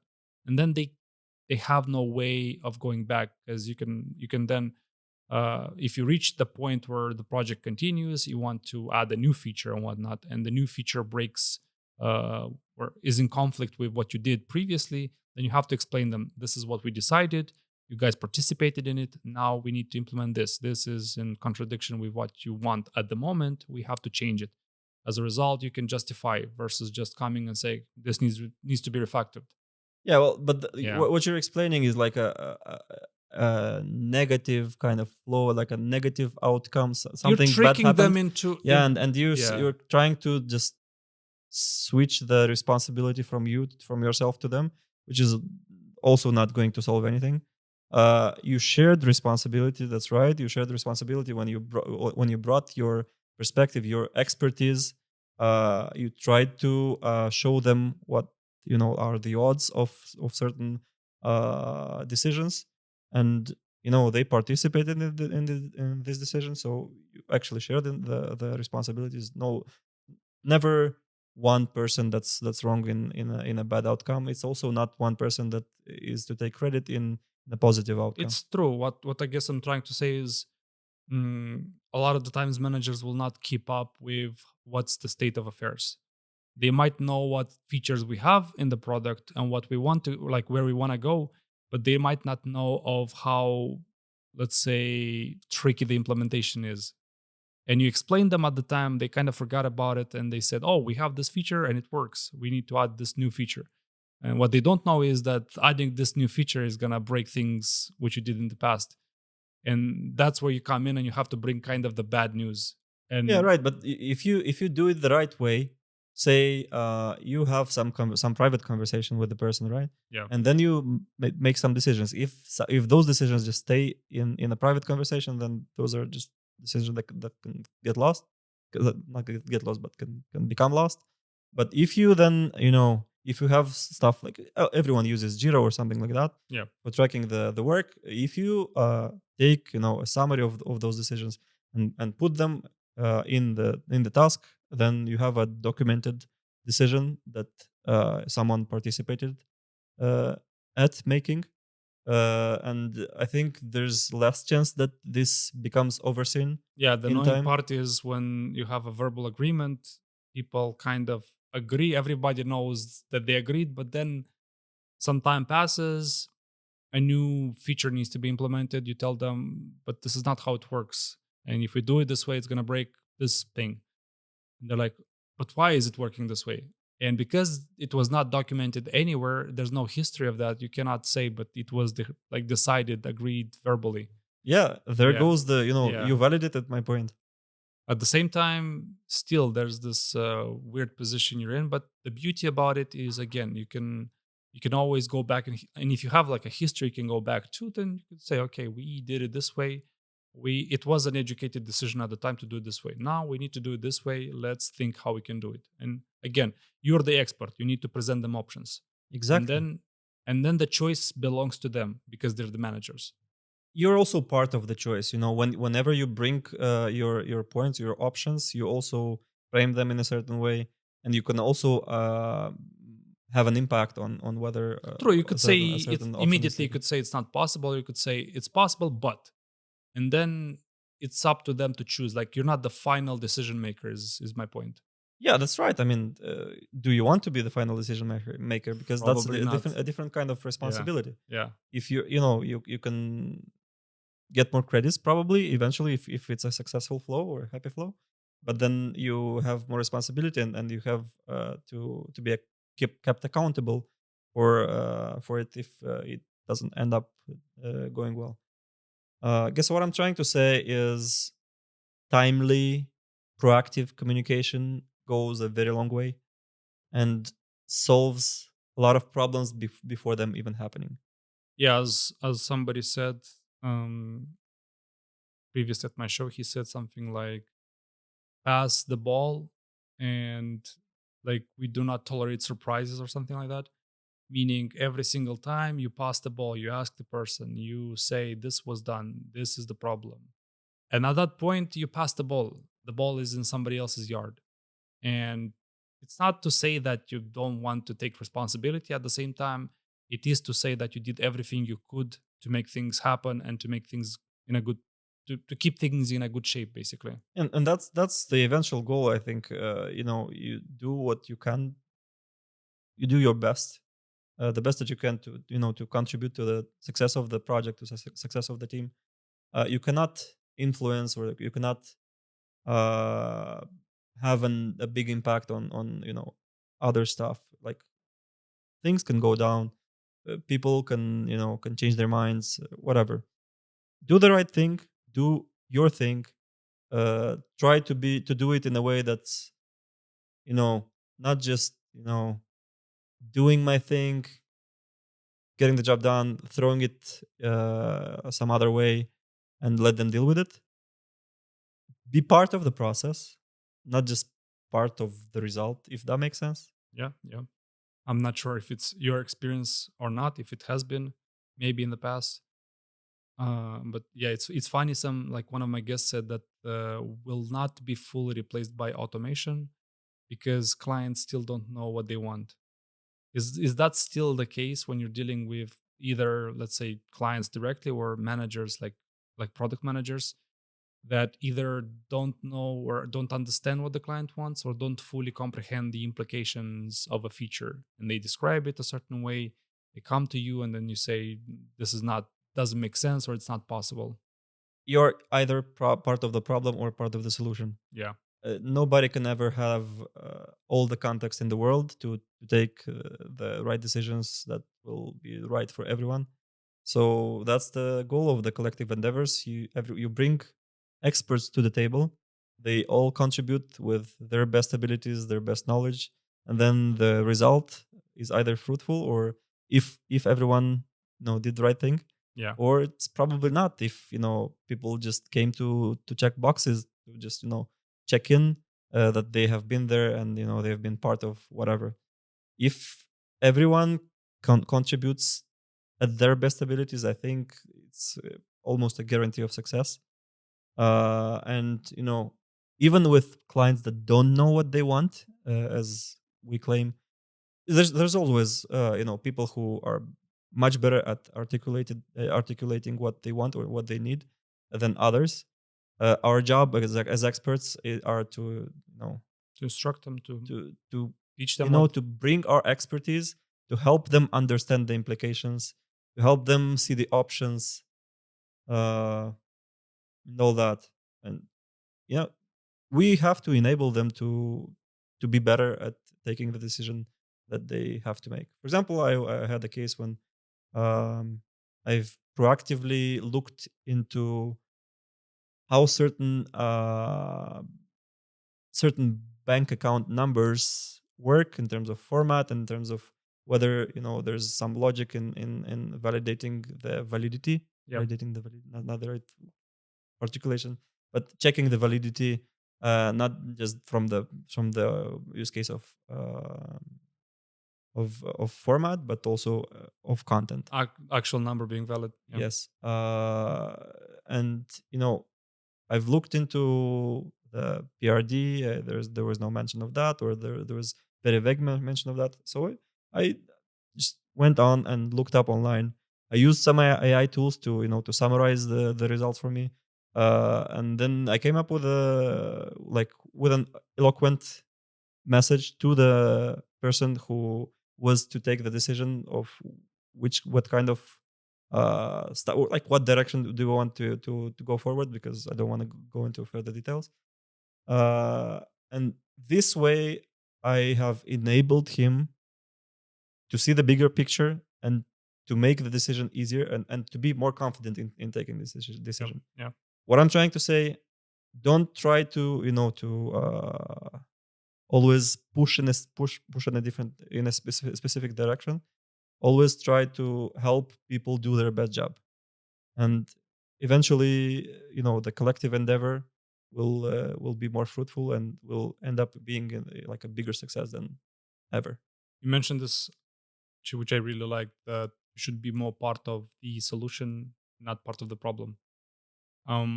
Can seniors in particular be part of the problem by the way they think, the way they do things, maybe think within the box?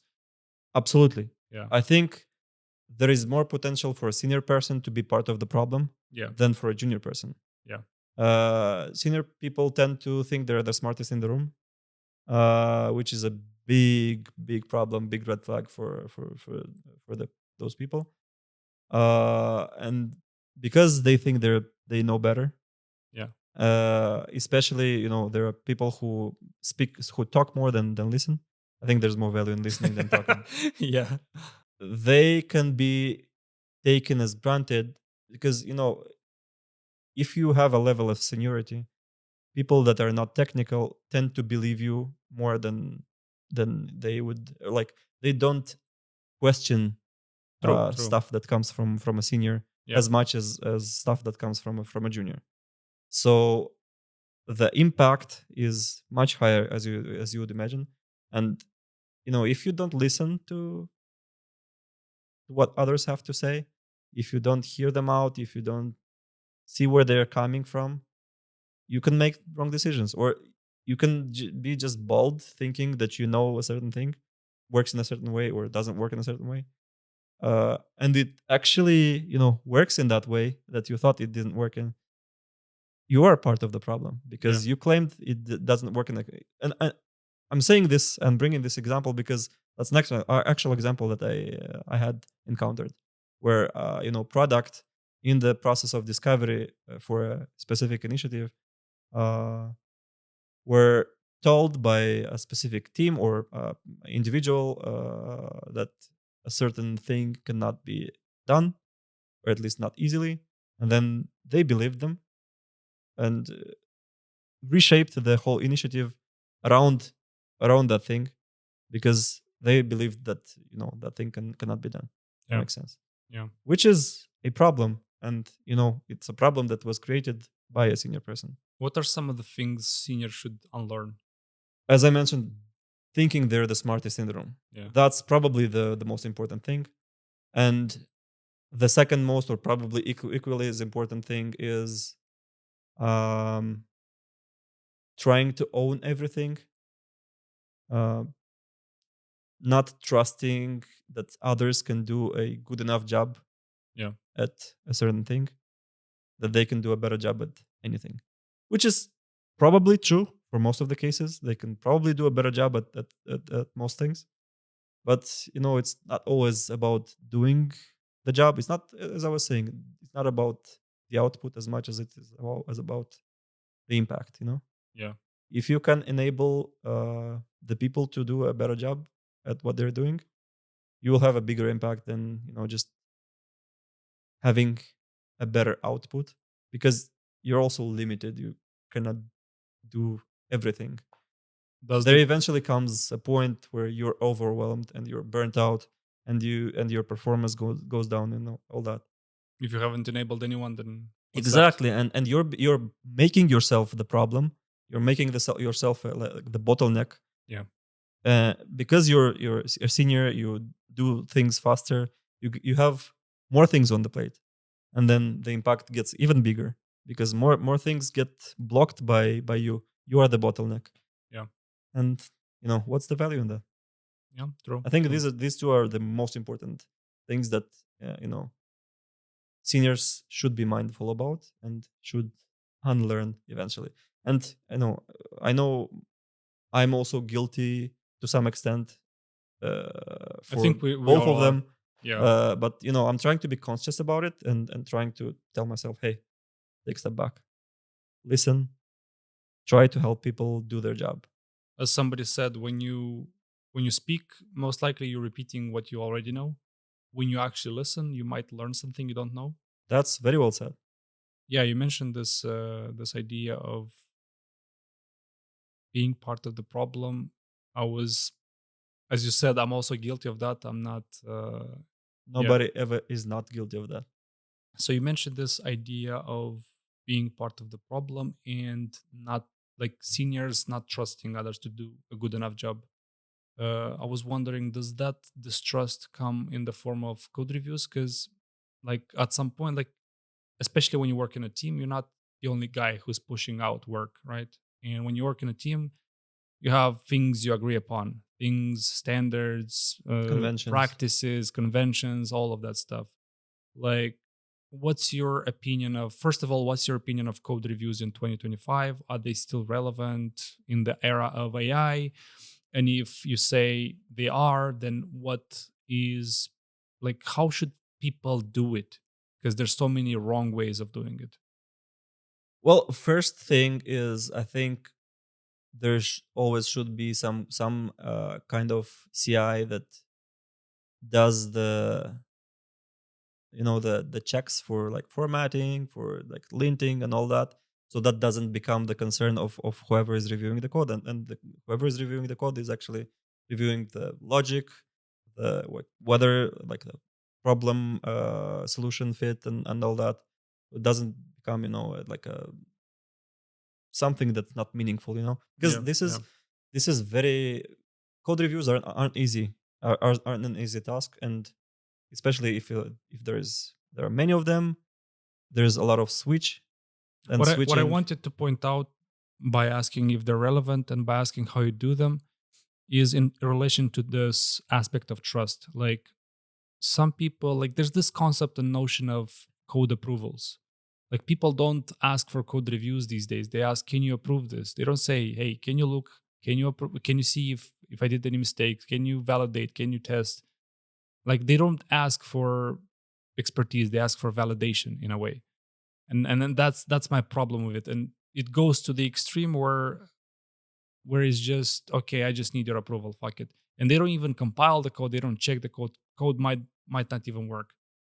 And at that point, can you say you can trust the person to do a good enough job when they all they do is mediocrity?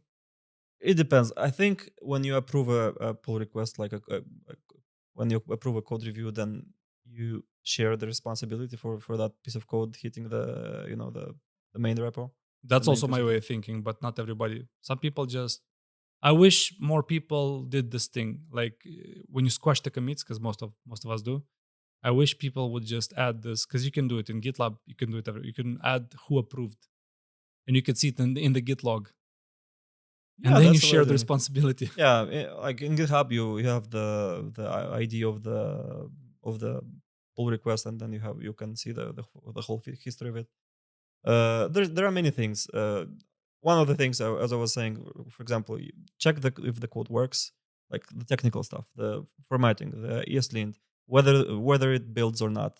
You can do all that, or you can automate all of that. Yeah, Automate as much as possible of the repeated work, so you don't have to do it manually. That's one thing. Then use all the help that you can get. You can use Claude, and because it's a workflow for a lot of the companies nowadays that they use AI for quality assessment and for like code reviews. Most of them use it as like a suggestion kind of thing, and yeah, not yeah. not like a blocker, because I don't think that's the Yeah, smart I thing don't to think do, like if to you use it like a enforce it, blocker. it's gonna work. Yeah, it's not the right thing to do. But also, there are practices like having two people approve the pull request before it can be merged is also a good practice, especially on larger teams, and especially on teams of where most people, where everyone is a peer, not like uh, senior junior kind of situation. Yeah, Um, but also, as I was saying earlier, don't don't overly focus on a specific kind of delivering things, or like reaching a goal. Don't think your code is your child. yeah. Accept feedback. Be open to seeing another perspective. Don't fight over nitpicks. It's not worth it. It's not worth breaking the relationship with your colleague for a nitpick. Never worth it. Don't do it. Making mistakes of what you've said myself, nitpicking and whatnot. But obviously, over time, you grow. You know what to pay attention to, what not to. Automate everything as much as you can. Use tools. But yeah, like I just, especially in the era of this AI boom, I just wish people had more responsibility towards what they're doing. I wish people understood more what they're doing, and I wish people respected the peers' time more. Of course. Because when you ask for review, somebody's gonna waste their time. Well, not waste their time, but if you do a bad enough job, they will effectively waste their time only to give it back to you so you can fix it. Where you could have instead run the code, test the code, see that everything kind of works, and maybe he would have caught only the things you might have missed. One thing I like to Yeah. do, and you just reminded me of that, is starting by reviewing the PR myself. Yeah, yeah, that's the first step. What I've noticed over time is that whenever I'm reviewing code versus when I'm creating it, It's a different it's a mindset. very different mindset. It's like the brain switches into a different mode, into a mode of looking for problems, or looking for It's like uh, QA mode slash yeah, dev mode. exactly. Yeah. And very often I found issues within my code, and within the features that I developed, is specifically in this review process, Yeah. Yeah.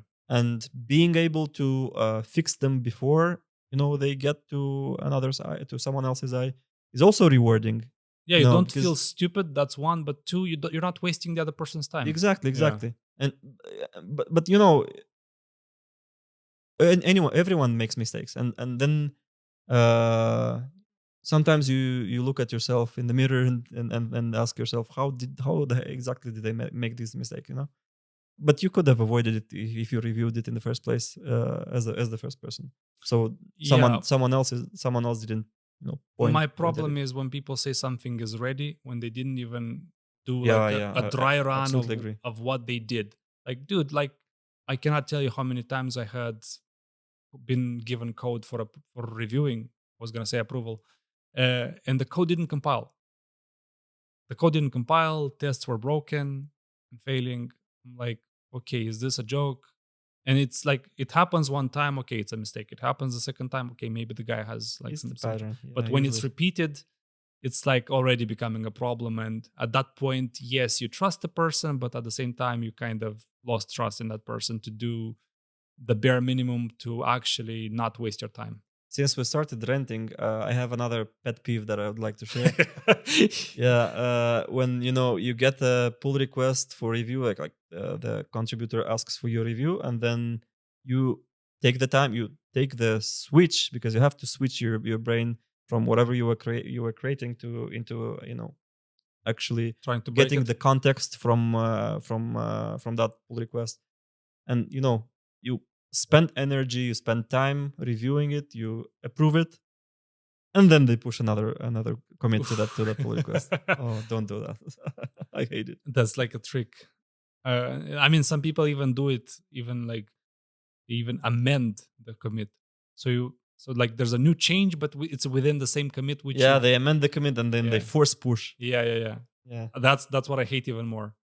yeah, Yeah. yeah. I don't like it either. Or when I'm like, what I don't like is when I explicitly requested some changes, not because I guess sometimes because I'm stubborn, but sometimes because it's actually necessary because something is gonna not work properly if you merge it. And then they don't do anything. They're kind of irresponsible, leave it hanging, and then push comes to shove. Management tells them, "Hey, we need this feature done in this sprint," and they're like, "Yeah, but we need to do it fast. We need to merge it fast." And then you're kind of forced to compromise on certain things because uh, the person who asked for your review put you in the position that they cannot deliver what you asked in the review process because the management is pushing them. Look at this thing. I always try to look at the code review as trying to not allow bad code to get into tracking into the main branch. Yeah. But also, when I review stuff, I try to not add work for the person, because like us, they have another like backlog that they can do, they committed to do, and I'm trying to to not add work to their plate, unless it's actually necessary, and unless it's required. Like refactor So the whole thing. so what I would like to do sometime is I would like to ask them to like approve, Yeah. to help move things forward, but also assume and like With mention notes. it that I approve, that assuming certain things will be handled in an upcoming work item, right? That's my problem with it. It never goes that way, especially if we do it in a sneaky, like with tests, right? Like there's companies, especially on the backend side, that do testing, right? And there's in some companies agreements that we do not push a feature without tests.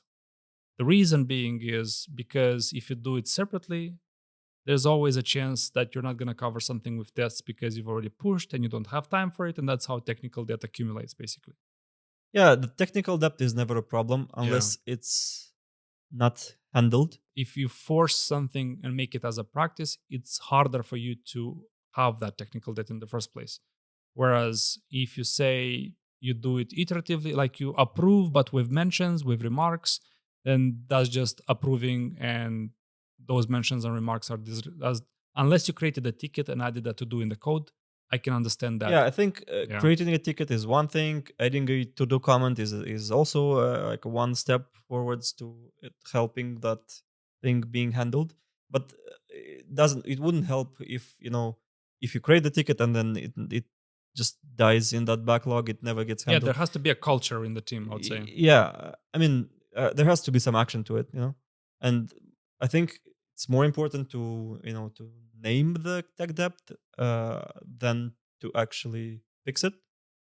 There's more value in it, at least. That's what I'm thinking, because there's always time when you estimate some work, and then you either it either takes more time or less time. Yeah. If it takes less time, then you have slack for taking in extra work, right?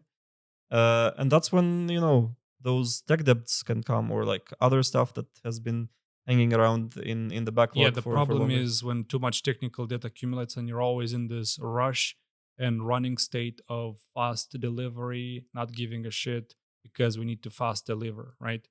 Yeah, And we don't fix it because we don't have time, and we don't have time because we don't fix it, yeah, kind of that's more like problem. a business decision than a technical decision. True, but again, this is where it very much depends if there's consensus across the engineering team. If the entire engineering team agrees and pushes back and says, no, we need to actually do things properly because we're going to inherit bad code and it's going to be a pain for everybody else. People are going to leave the project as a result. Then that's a healthy thing. But if the majority doesn't care, you might be the Yeah, best. well, we as the experts, we bring the expertise, we bring options on the table, and we explain what are the implication of each of the options, right? Yep. Yeah. And then they can take a decision. If they are the one who take decisions, the business can take a decision. Is that a risk that we are willing to take? If so, then we're taking it. But they might not know the actual implications of taking or not taking a decision. So you have to bring options and implications on the table for them. Yeah. And it goes back to what I was saying, and what I'm trying to keep emphasizing: help other people do their best job. Yeah, what I'm not understanding though, and I'm a bit confused because I never really got an answer to this question, is how is because you mentioned this point of when you review code, you try not to add extra work on top of it. And sometimes you do, sometimes you don't. That's not the point. The point is how does code review make it like we're not estimating code reviews as developers. That's the funny part about estimating our work. I When think it depends whichever is the definition of done. most companies don't estimate code review because here's how it works. Like you're not reviewing your own code, somebody else does. At the same time, when you estimate your ticket that you're going to be working on, you only estimate the work you're going to put in, not what's going to go or what's the time going to be put in by the person who's going to review what you've done. And my question is, where is the time spent for code reviews recorded? Because that is still hours of like some code reviews can take hours, some Yeah, can well, take I think that's yeah, dev time, and it's part of the dev time. yeah, And yeah, it should be part of the definition of done. Just as well as you mentioned tests for some teams or for some businesses, it might make sense to make tests part of the definition of done, and also keep them in account when you're trying to estimate work. But also, I have a question for you. yeah. What do you think about time-based estimations versus complexity-based estimations? Do you have Ooh, any experience I with ask this every complexity-based single estimations? time about like because there's teams and companies that do man days slash days.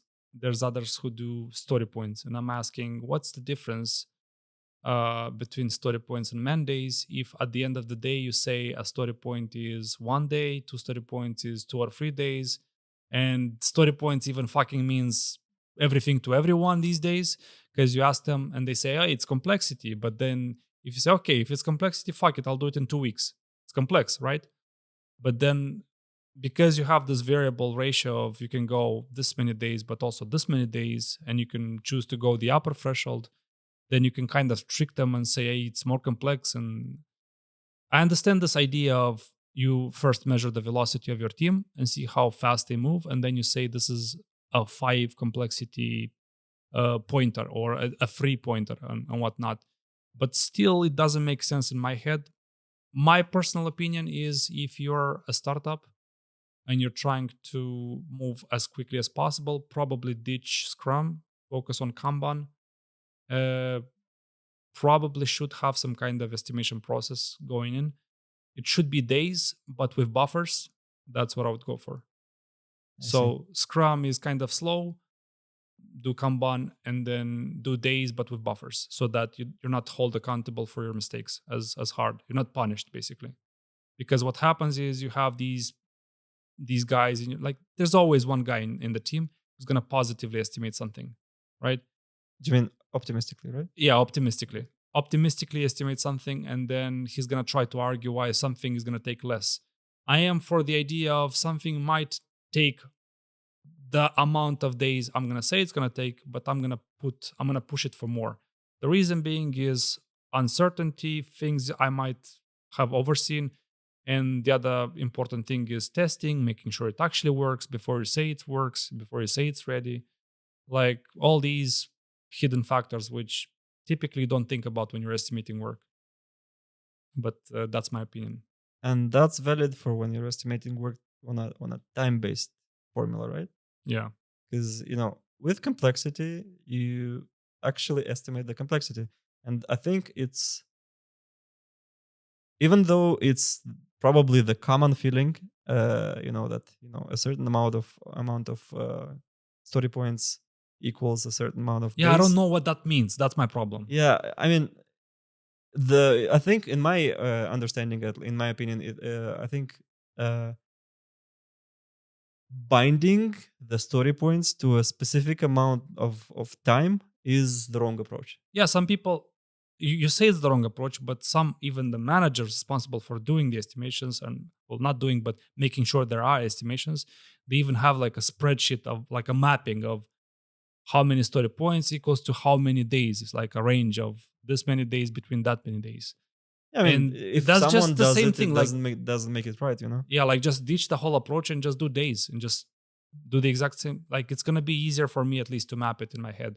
And I also interviewed You like, don't have to map it. That's what I'm trying to say. At least in my understanding, it defeats the purpose of complexity based. but how can you tell if something takes longer than it should? That's what the complexity is. If the complexity is for some, if you're doing something that's trivial, you have a smaller complexity, and the implementation time range is tighter. If the complexity goes up, then the range of time that might be necessary for delivering that feature Yeah, but is broader. the assumption is everybody is of the exact same skill, meaning everybody is, for example, senior, and everybody will, on average, let's say, deliver this in 3 days. We could say it's a free story point, right? But what if you have a mix of people with less experience? Maybe they have experience, but not in various backgrounds, right? And if you were to pick up any of these stories or tickets from the sprint and assign it to any of these team members, the likelihood of them performing exactly the same across the board is not the same, basically. And that's where I have a problem with the complexity thing, because yes, it kind of makes sense on paper, but in reality, if I were to give you a task versus if I were to give your peer a task, you might do it way faster than him. That's not to say he's not a professional. Maybe he doesn't have the context necessary for that, but Absolutely, I understand what you're saying. but he's gonna do it way slower than you, for example. Understood. I think accuracy is not as important as consistency in complexity based Yeah. estimation, and the expectation should never be that you'll get it right from the start. uh it Just like many other things, it gets better over time. The more stable the team is, more consistent the team is, the better the outcome and the better the understanding of how much velocity a team can deliver. And when you say different contributors have different uh, Levels. a different level of delivery, or like a different speed of delivery of certain features. Again, complexity does not mean time needed to implement. It's complexity is that it's what it says. How complex is this for the team, for this specific team? Because it can be different for different team. That's why There are these events when you actually vote, and then if there is a big divergence between, You argue. you don't argue. You're trying to Yeah. bring your context. You're trying to let the other people understand, especially the people who voted the other way around. Someone is more optimistic, someone is more pessimistic. Speak, speak up. What are your concerns? If you are more pessimistic, you bring the concerns to the table. Maybe the other people did not see these problems, did not foresee these problems, potential problems. You have a certain context that enables you to see them, and then you eventually agree that it's either more than whatever the average was, or the average, or it's less than the average was. Yeah, It's a process of communication. it's funny that when I was firstly exposed to this process of, I believe it was, I mean, still people do it, like planet poker, and you're thrown into this process, don't understand what's going on. And at some point, I was under the impression that people are kind of guessing, like they're voting with their heart and whatnot. And there was obviously Fibonacci numbers, there was a question mark, and there was a coffee, and I would always choose the coffee.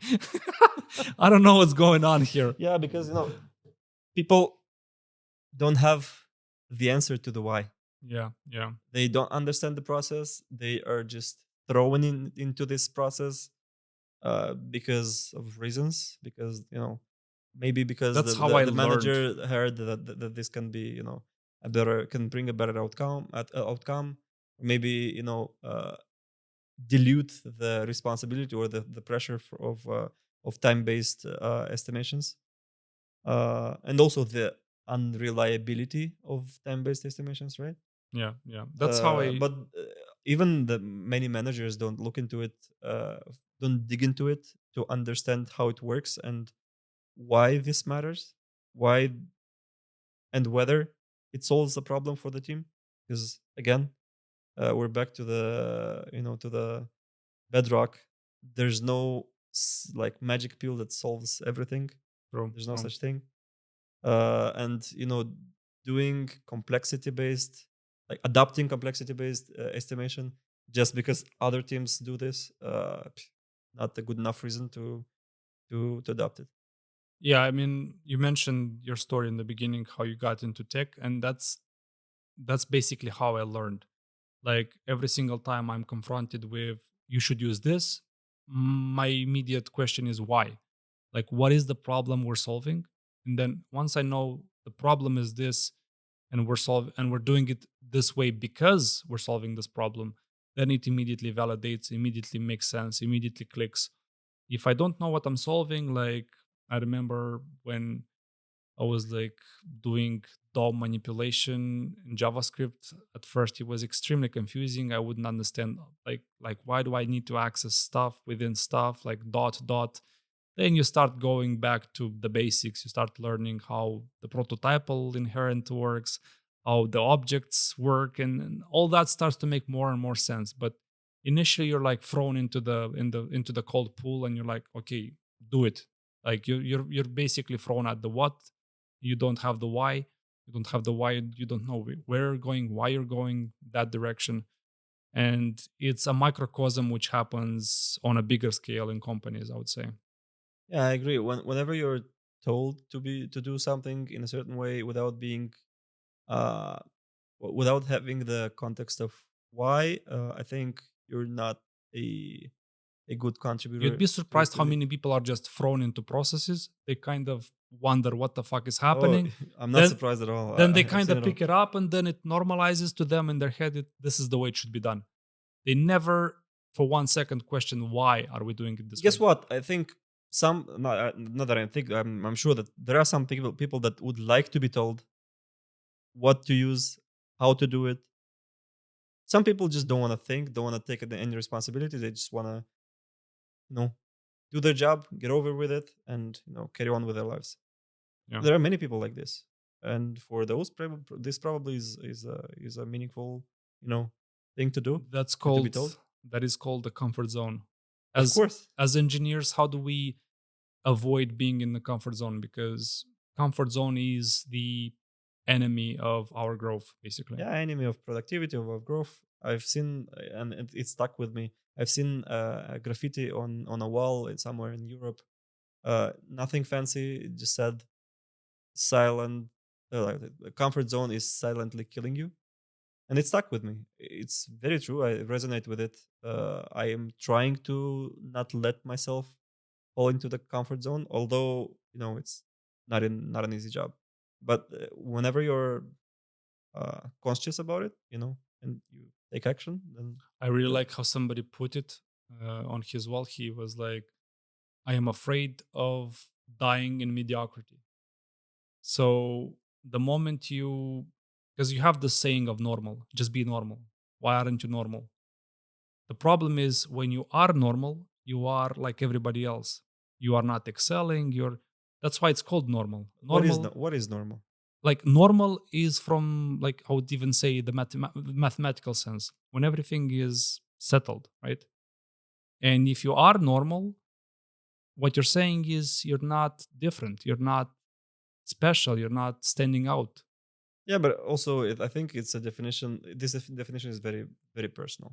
It, Normal is something that is very different for me compared to you, and it's also very different to me compared to No, my the one point year is, ago my myself. point is normal a lot of the times is referred to be like everybody else, do not stand out, comfort zone, try to accept it as much as you can. And the thing about comfort zone is when you go into this comfort zone, because you want to be normal, because you don't want to be judged, because you don't want to be different, and we are tribalistic as people, you want to be basically in the comfort zone, is what you're saying.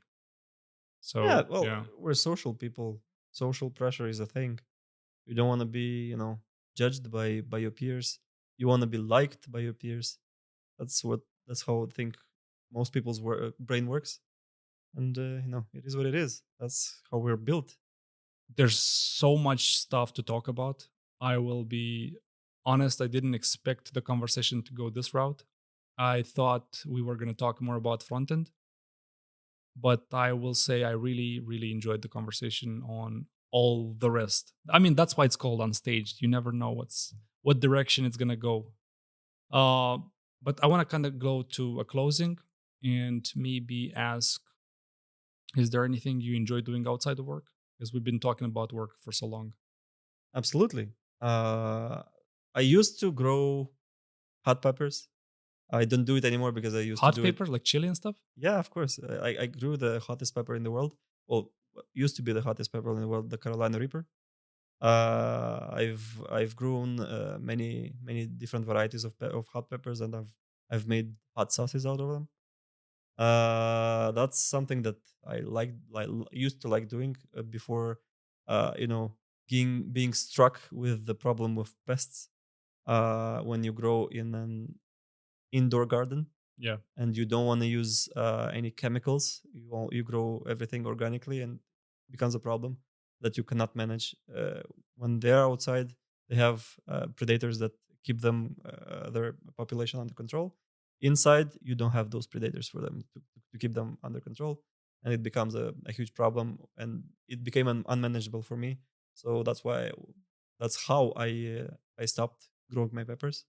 But I Was it like a enjoyed. big scale? But No, no, no. Small scale. I used to grow them just for myself. mm, Then my friends and other people got to find out about it, and then they got interested too. So they asked, "Can I have part-time some peppers, business? or can I have this sauce and all that?" At some point, I thought of trying to make a business out of it Yeah, because I actually liked the indoor gardening and stuff, and also I started by growing peppers from seeds that of the peppers that I ate. interesting. Yeah, it was something for my own self. I started doing it during the pandemic. Work was very different back then, and I think I had more time and more time to give to this activity and less distractions from this kind of activity. Now the focus is spread among other different things. That would be one of the things that I liked doing. I also like cooking. I have a separate Instagram page for things for plates that I liked. We should link into the video. Yeah, of course. It's Sergiu Cooks, in case anyone is interested.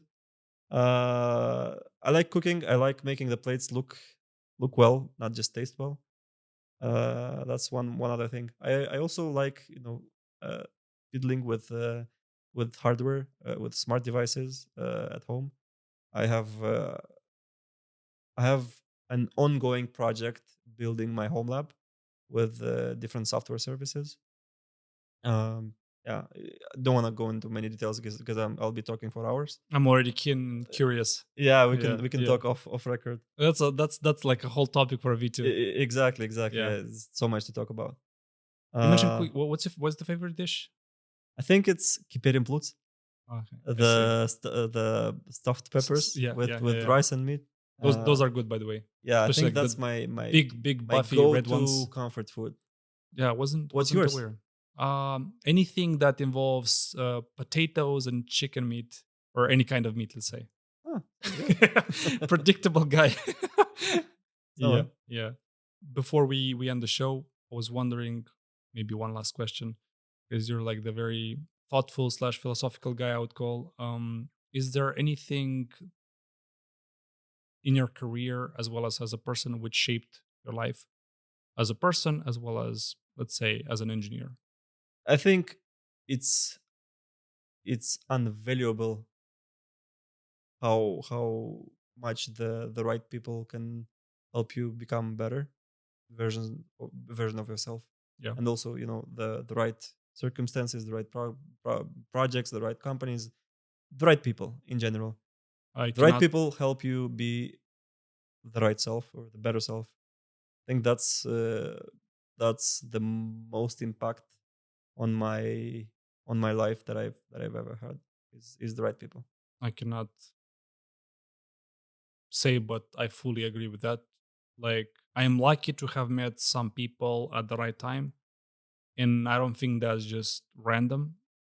Like life, some people say life is random. I say life, it's all about perfect timing and meeting the right people at the right time. And yeah, I fully agree with that. Yeah, that's what I'm saying about luck, because many people speak about other people that they get lucky, that all that. Luck is nothing but acting when opportunities hit you, because opportunities hit everyone. Maybe they hit someone more than like more frequently than others, but being able and being prepared to grab them at the right time when they hit you is what actually luck is. If you show up every day, inevitably you will not be able to miss opportunities once they show up. Right. In that case, dude, I mean, I usually have a script for every show. In this show, we didn't follow the script at all. Like a few tiny questions here and there, but yeah, there's so much more stuff to talk about.